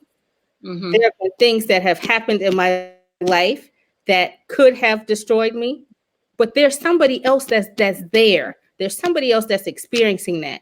And I never want anybody to feel as alone as I have felt being silent or trying to reach out. And just like Miss Wilma said, it was, "Oh, well, but that person's a nice person." That could not have happened to you. You didn't live my life. You didn't know what things look like. Not even having a place to go. Not even having a place to go to be like, "Hey, I need some prayer. I need a space." And, "Oh, well, I don't get involved in personal issues." Okay, well, that's nice, but I still need some prayer. And, it's also still being able to be open to allow people that are spiritual to bless you and to assist you in your healing journey, because it is a journey, and it's a journey that you have to embark on. It's a journey that you have to, once you take that first step, you have to keep moving forward. Even if that means that one day I reach out to Nakikia or Miss Karen or even Miss Wilma, or let's be like, "Hey, look, I'm struggling today." Yeah. Or like there may be times where Nakikia is like, "You know what? I haven't heard from Shayna. I don't know what's going on. Hey, Shayna, what's going on? Hey, I ain't heard from you. Where you at? How you What's doing?" going on? You never know. Says, what's your mental health status today? And you never know whose life you could be saving by being open. Yes. Yeah, I get that because does that answer some of your questions? Yeah, it does. And I think for me, maybe I just, I'm comfortable with the stuff that I'm doing. I just sometimes feel like I need to do it bigger because in COVID, and I'm not big on the internet. It's just not me. I love technology, which is, it doesn't match for the most part. I trust technology. I just don't like social media. Mm-hmm. But during COVID, I am a part of, 3 little groups. We text each other, check in on each other, Mm-hmm. call each other and stuff like that. And I feel like I have the support that I need. But I'm looking at the other people that I come into contact with. And I can hear you ladies saying you reached the point of being empowered. You put your stuff behind you. And I understand that. But I guess one of my reasons for checking in is because I just kind of wanted to know. I'm glad to know that you all are here, and I'm glad to hear what you're doing. I think that's awesome. But I kind of felt like, I'm glad that I found out about you. But I just wonder, why don't I know about you? Why is this such a well-kept secret? Well, it's not a well-kept secret anymore. How you know? We're in the information you're about to be able. Everybody who is listening in, who's tuned in via Facebook in the group, anybody who's on the StreamYard now, thank you so much for being a part of this event. But you will have information from all three of us, myself, Letitia, and Shayna. We will make sure that we post the information for you to contact us when you're ready. We'll give you the information for the group. If you want to join the group, Letitia has put the number for the prayer line. That's Monday, Wednesday, and Friday. It starts at 7:30. So that information is there. She's got her. Oh, ma'am, before we end, you really do need the guest. Please talk about the Speak Life Transformational Institute, because this will also help in your growing, because it deals with mindset. So go ahead, honey. Oh, praise God. Yes, because I truly believe that we should have different spaces and places for people, and not everybody wants to. They want to go at their own pace. Mm-hmm. And so in my institute, in my school, it's called Speak Life Transformational Institute. Right now, you will be able to understand the power of mindset and achieving your life goals, because a lot of times we have self-limiting behavior, sabotaging behavior that we don't even understand. Mm-hmm. And we will be able, with these courses, you'll be able to retrain your conscious. I like to talk about the conscious and the subconscious and how you can unlock your potential. Also, as you can see, I'm a minister of the gospel, and so I use a lot of spiritual principles in my teaching. And so I talk about how you can manifest the abundance of God in all the areas of your life. Mm-hmm. And so I'm excited, really, really excited about it, because like I said, I'm one that, I don't like to be pushed. Like, I don't like to be pushed out of my comfort zone, but I can push myself out of my comfort zone. I don't know if somebody caught that. I caught you. I caught it. I'm currently doing that. So I push myself the same way, because I want to improve in my thought process. So when I developed this school, when I developed this content, it was to improve the thought processes, and it makes you go through each module. You can't get to the next module without going through the first module. And then you don't want to feel like, oh man, you don't want to fail yourself. And the way I feel like we're not failing, we're always learning. Right. And what we don't deal with today will deal with us tomorrow. And so I really encourage you to look and see if this is something that you want to do.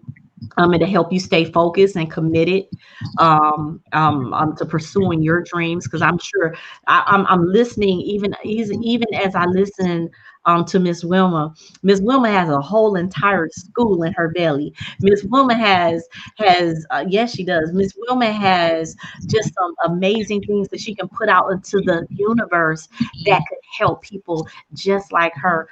And that's why she was sent here to be spoke into, to be pushed out, to say, Miss Wilma, it's your time. That very thing that you are wanting to be birthed, it's your time to push it out.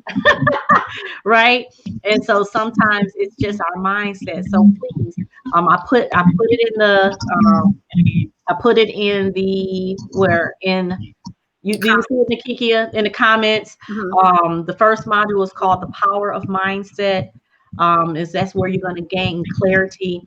The second module is unpacking your unconscious self. Now you get ready. That's all I can tell you, because it's going to be retraining yourself, retraining that unconscious mind into a new pattern of behaviors. They go that word pattern, but we know it also can mean curses, habits, pattern of behaviors that's going to unlock your full potential. The third module is think, speak, do. I know we all want to wonder, why do we speak, think, and do the things we do? And you're going to find out in that third module. And in the fourth module, you're going to be the master of your faith by applying the word that you learn through the modules.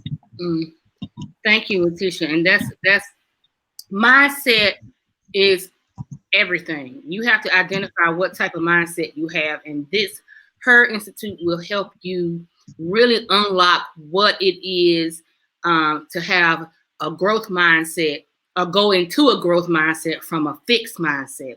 That's what her institute is going to help you do. One of the other things that, to piggyback from what she's saying, because I think mindset is everything. And in order to move forward in growing and developing emotional intelligence, you have to identify what your mindset is and have a growth mindset in order to be able to go through the steps of becoming an emotional intelligent person. So I would recommend that you do her course and then reach out to me for the emotional intelligence training, because I'm sorry, I believe it's a prerequisite. You're not going to want to go through the emotional intelligence components without having the right mindset, because you can't do it without first understanding where you are in your thought and mental processes, because going and figuring out what it means to be self-aware, controlling your emotions, how to communicate with other people effectively and actively, showing empathy and motivation for yourself and other people. Those are some components in emotional intelligence that people need to have in order to be successful in their personal and professional lives. But mindset matters first. So please reach out to Letitia Nicole about enrolling in her program for mindset, and then piggyback that off with, you know what, I need to be more emotional. I promise you, I for myself, the way I respond to stuff now is so different, because when I had to recognize what type of mindset I had, and then go into, okay, I need to learn how to be more self-aware. That way I can be aware of other people and their emotions. And then I need to know how to regulate my emotions, and therefore I can understand other people's emotions. And then they can learn too how, okay, well, she's doing this way, I guess I better act like this way as well. You know, be more positive about how you're relating to your emotional self. Does anybody else want to add anything? You also have to be okay with being uncomfortable. And yes, spill the beans. Oh yeah, I'm gonna just tell you right quick. You're gonna, first of all, dealing with Letitia, she don't want to push you, and she's not gonna push you, but you should feel a little bit convicted about being pushed, because this is about your personal growth, your personal development, and being better as a human being. So your overall quality of life will be wonderful and fulfilling, and you will feel so much better, mind, body, and spirit, going through these new programs to build yourself as a person. It's a challenge, it really is, but it's worth it. That's why I was able to start this group. I was uncomfortable, but I know what I know. So I said, you know what? I know what I know. So I'm just going to use myself as I wouldn't say guinea pig, but I'm going to use my experiences to help other people. And I just say, you know what? I'm going with it. It's going to be what it's going to be, but it will, this type of growth will make you push yourself. It will make you want to be better. And then it feels so good. Letitia said something to me earlier. She said, girl, I'm just so happy. You just look so happy. I'm like, honey, I don't know if I ever felt this good in my entire 45 years of living. I'm like, this is the best I've ever felt about me. When you feel good about yourself, you walk and you talk differently. You speak with confidence. When I walk now, I notice I walk with my head up. Even when I'm out walking, just trying to, get this fluff intact, I'm walking with my head up and I'm looking around.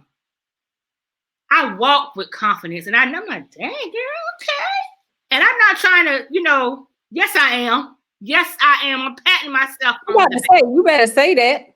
I am patting myself on the back for this growth because I went Thank through you. hell and high Hallelujah. Jesus. Yes, you have. to this point in my life, and I ain't letting nobody, not even myself, take it away. I worked too hard to get here.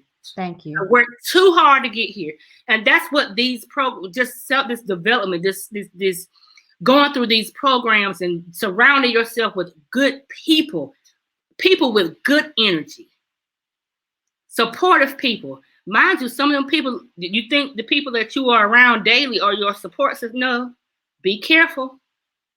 Sometimes it's not your best friend. Sometimes it's not your mama. Sometimes it's not your sister or your brother or your cousin. Be careful. Everybody don't want to see you grow, because when you grow, it makes them uncomfortable. I just want to say that. I'm going to step on my... Dr. Shana said, I can spill the beans. Dr. Shana said, I can spill the beans. Okay? What's So, the name? I'm about to spill the beans. Okay. Because it's 8:50 and I know y'all can meet us over there on Yes, I'm about to say on Courthouse, but it ain't Courthouse. What is it called? Clubhouse.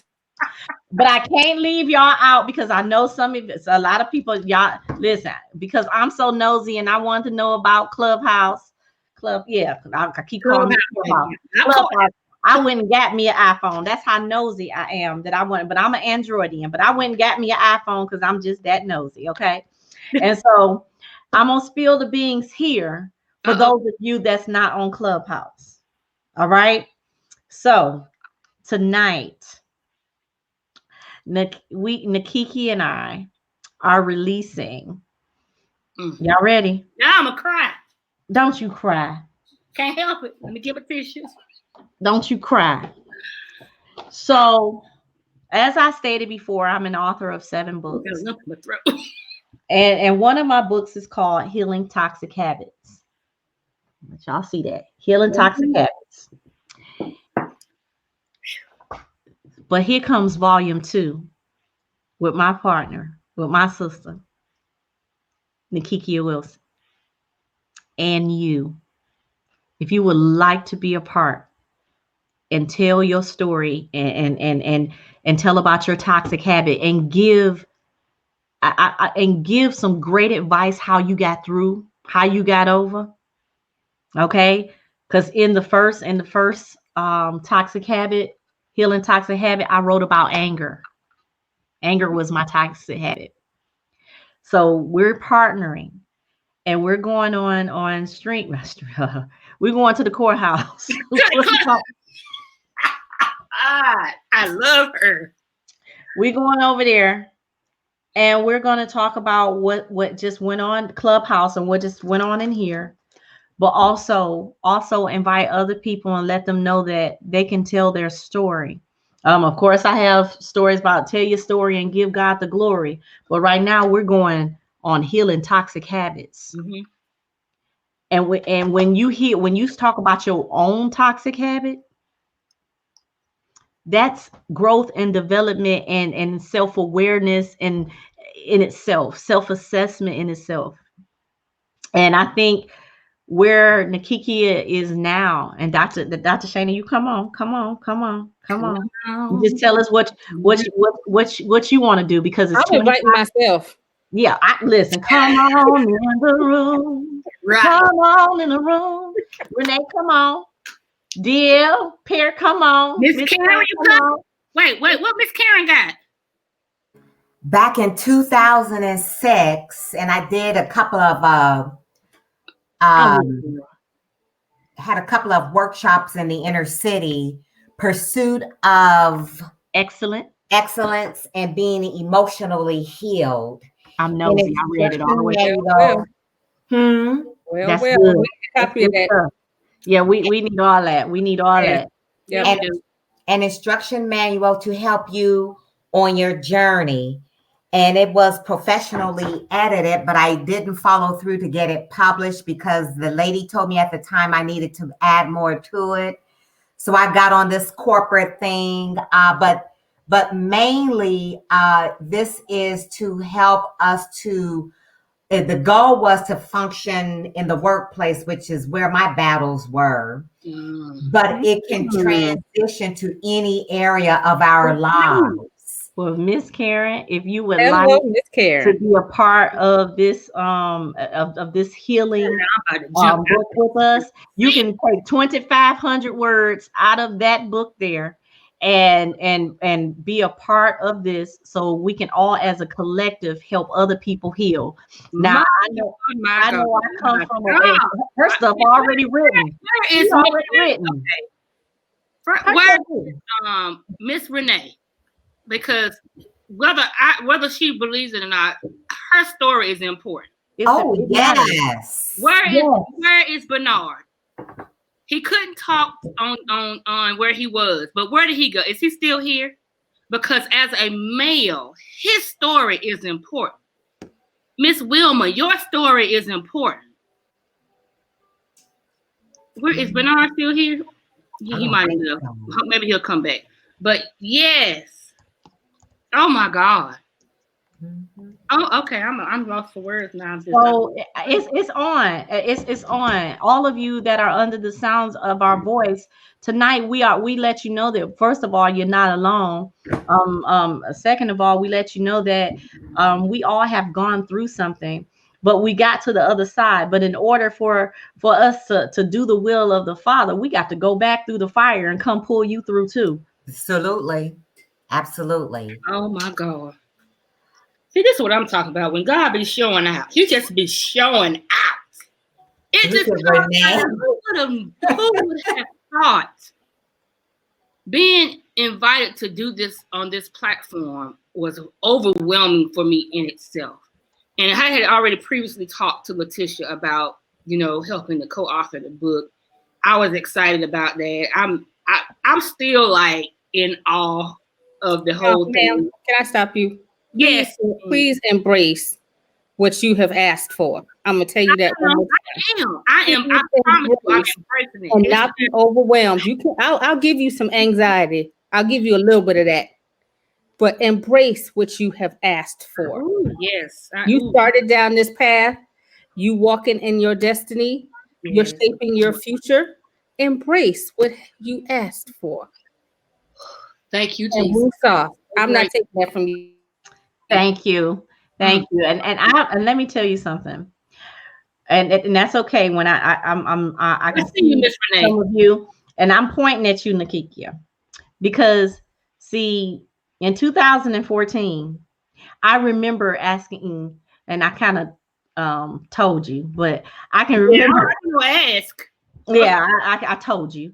I remember telling you what you were going to speak on at this event. And this is after going through some assessments and after hearing some different things. And when you spoke, and I remember your mom being in the audience, and I remember how I just remember when you spoke with boldness and confidence. And see, somebody need to hear that story, or somebody need to hear how you are able to break the boundaries of generational patterns, of not being so afraid. Because I heard you at the beginning say sweeping up under the carpet, right? As we were taught to sweep things under the rug. But you were in front of a room with little girls and their mothers. And you spoke from a place of boldness and authority. And you didn't blame anyone. You just spoke the truth. Mm-hmm. And somebody here needs to hear everybody's truth. Because somebody, it can relate to your truth. That was the first time, Nakikia didn't know at that time, that was the first time that I spoke about being molested by my babysitters and urinated on and beaten. First time. I was ready to fight then.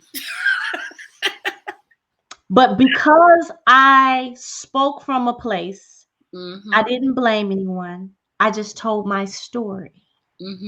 We can actually see bondage being broken off of little girls and their mothers as they were taking their moms to the bathroom. And then when they were coming back, it was tears in their eyes because little girls was telling their mothers who touched them. See, they didn't have to wait until they were 25, 35, 45, and 55 because they were able to release because I told the story in a place of victory, not a victim. Mm. And I'm still able to forgive those that hurt me. Because now I see that it was a plan to kill me, but God said not so. What the enemy meant for bad, God is using for his good, that I'm able to tell stories and give God glory of how I made it. Mm. So you meant evil against me.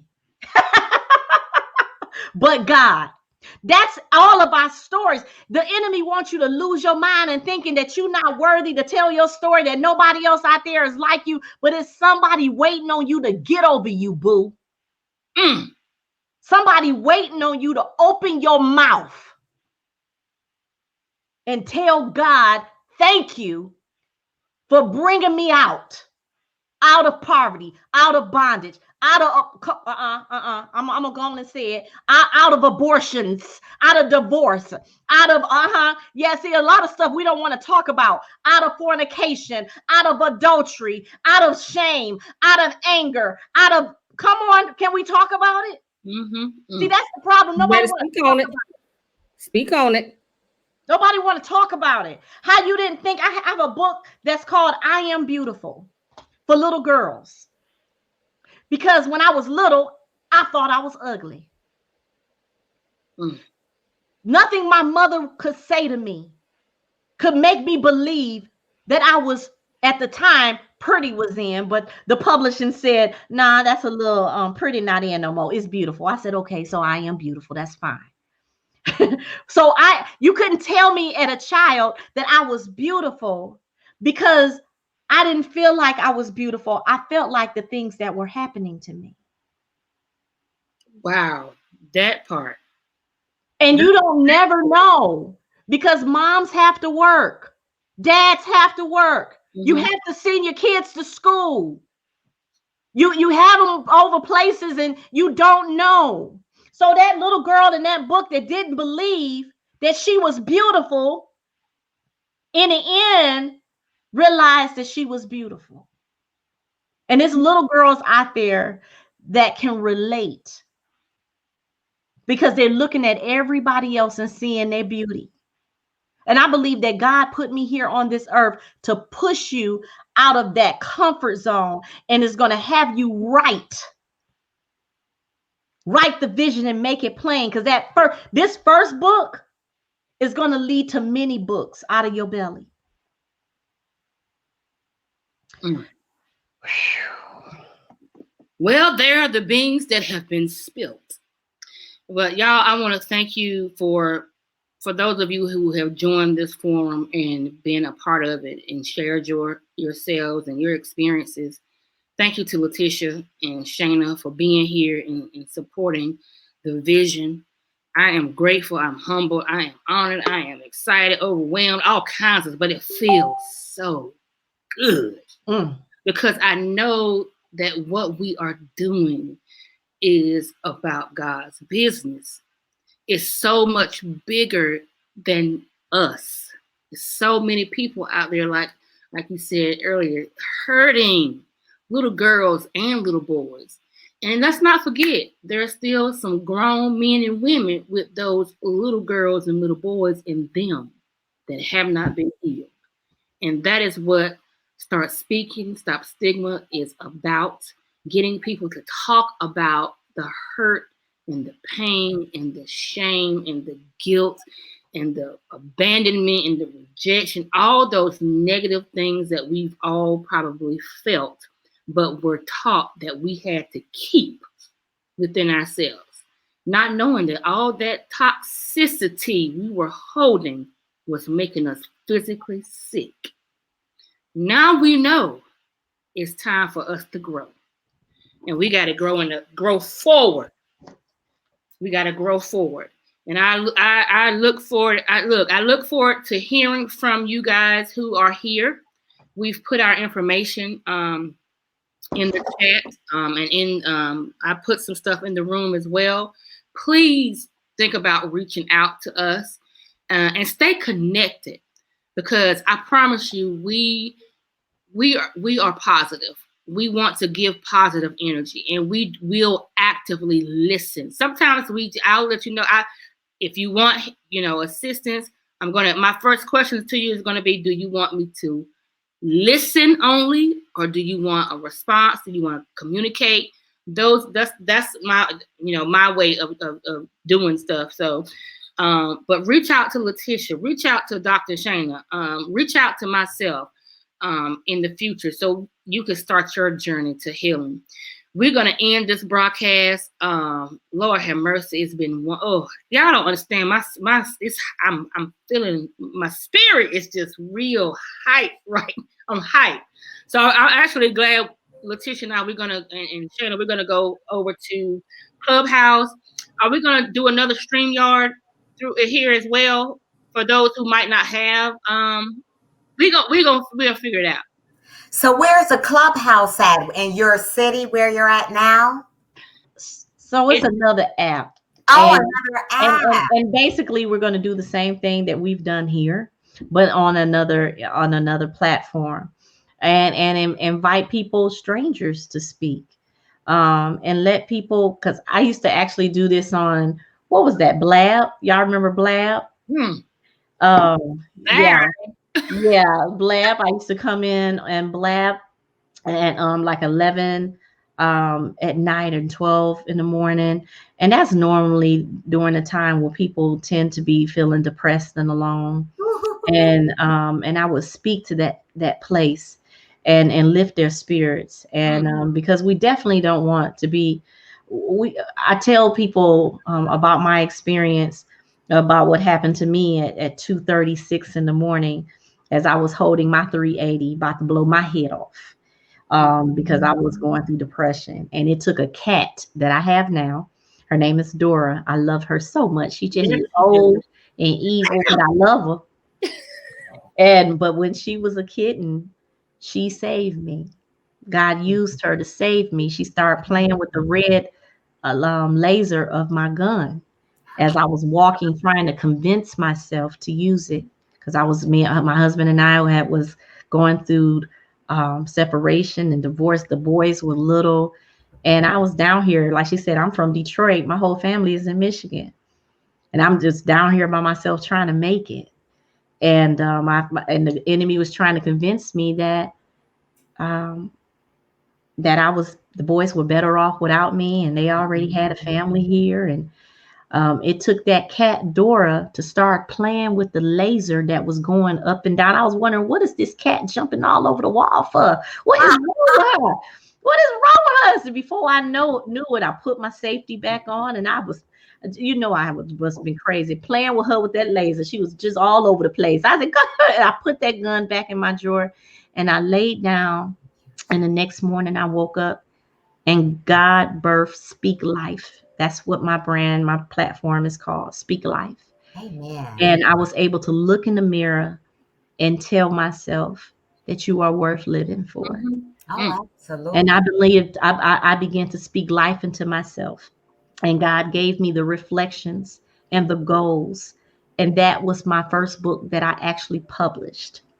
And so those are the type of testimonies that we're going to be sharing there. But you guys, everything that we shared here, you guys got it.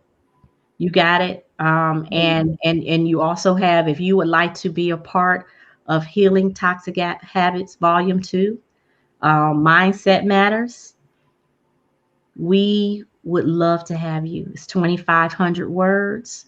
I'm just gonna say, it's no secret. There is a cost. There is an investment. We would love to have you. You contact either one of us, because I believe that it's time for you to write your story about that toxic habit and help somebody else. So back to you, Nakia. Thank you so much for Shana. Do you want to leave off with something before I actually end this broadcast so we can actually go to the next one? Just trust yourself and be open to know that you don't have to be your biggest enemy. You have all the power that you desire to have. You just got to tap into it. Absolutely. Yes. I thank y'all so Miss welcome. Karen. Oh my God, I don't know what it is, but your spirit is really radiating to me right now. So I would hope that you will keep in contact. I don't know what it is about you, but your energy has really radiated to me. And I just want to say thank you for that. You have such a positive energy, and I love it. So please, if you would just stay connected with us, all three of us. I plan to. Where is Miss Renee? She's still, honey, if she is still here. Look, thank you for sharing. You're very welcome, and I appreciate the three of you. All right. So we're going to end the broadcast. We're going to go to the next one. But you know what? Thank you so much for joining and tuning in. Thank you for sharing. Thank you for being open and open-hearted and open-minded. Thank you so very much. You're welcome. We look forward to doing some more amazing work with all of you who are here, who are open to it. We have got to continue to build this type of platform going forward. So I hope you guys will be on board with that. Absolutely. Until next time, no matter what, y'all, keep it moving. Absolutely. Will do. Take care. All right. Bye-bye. Bye-bye.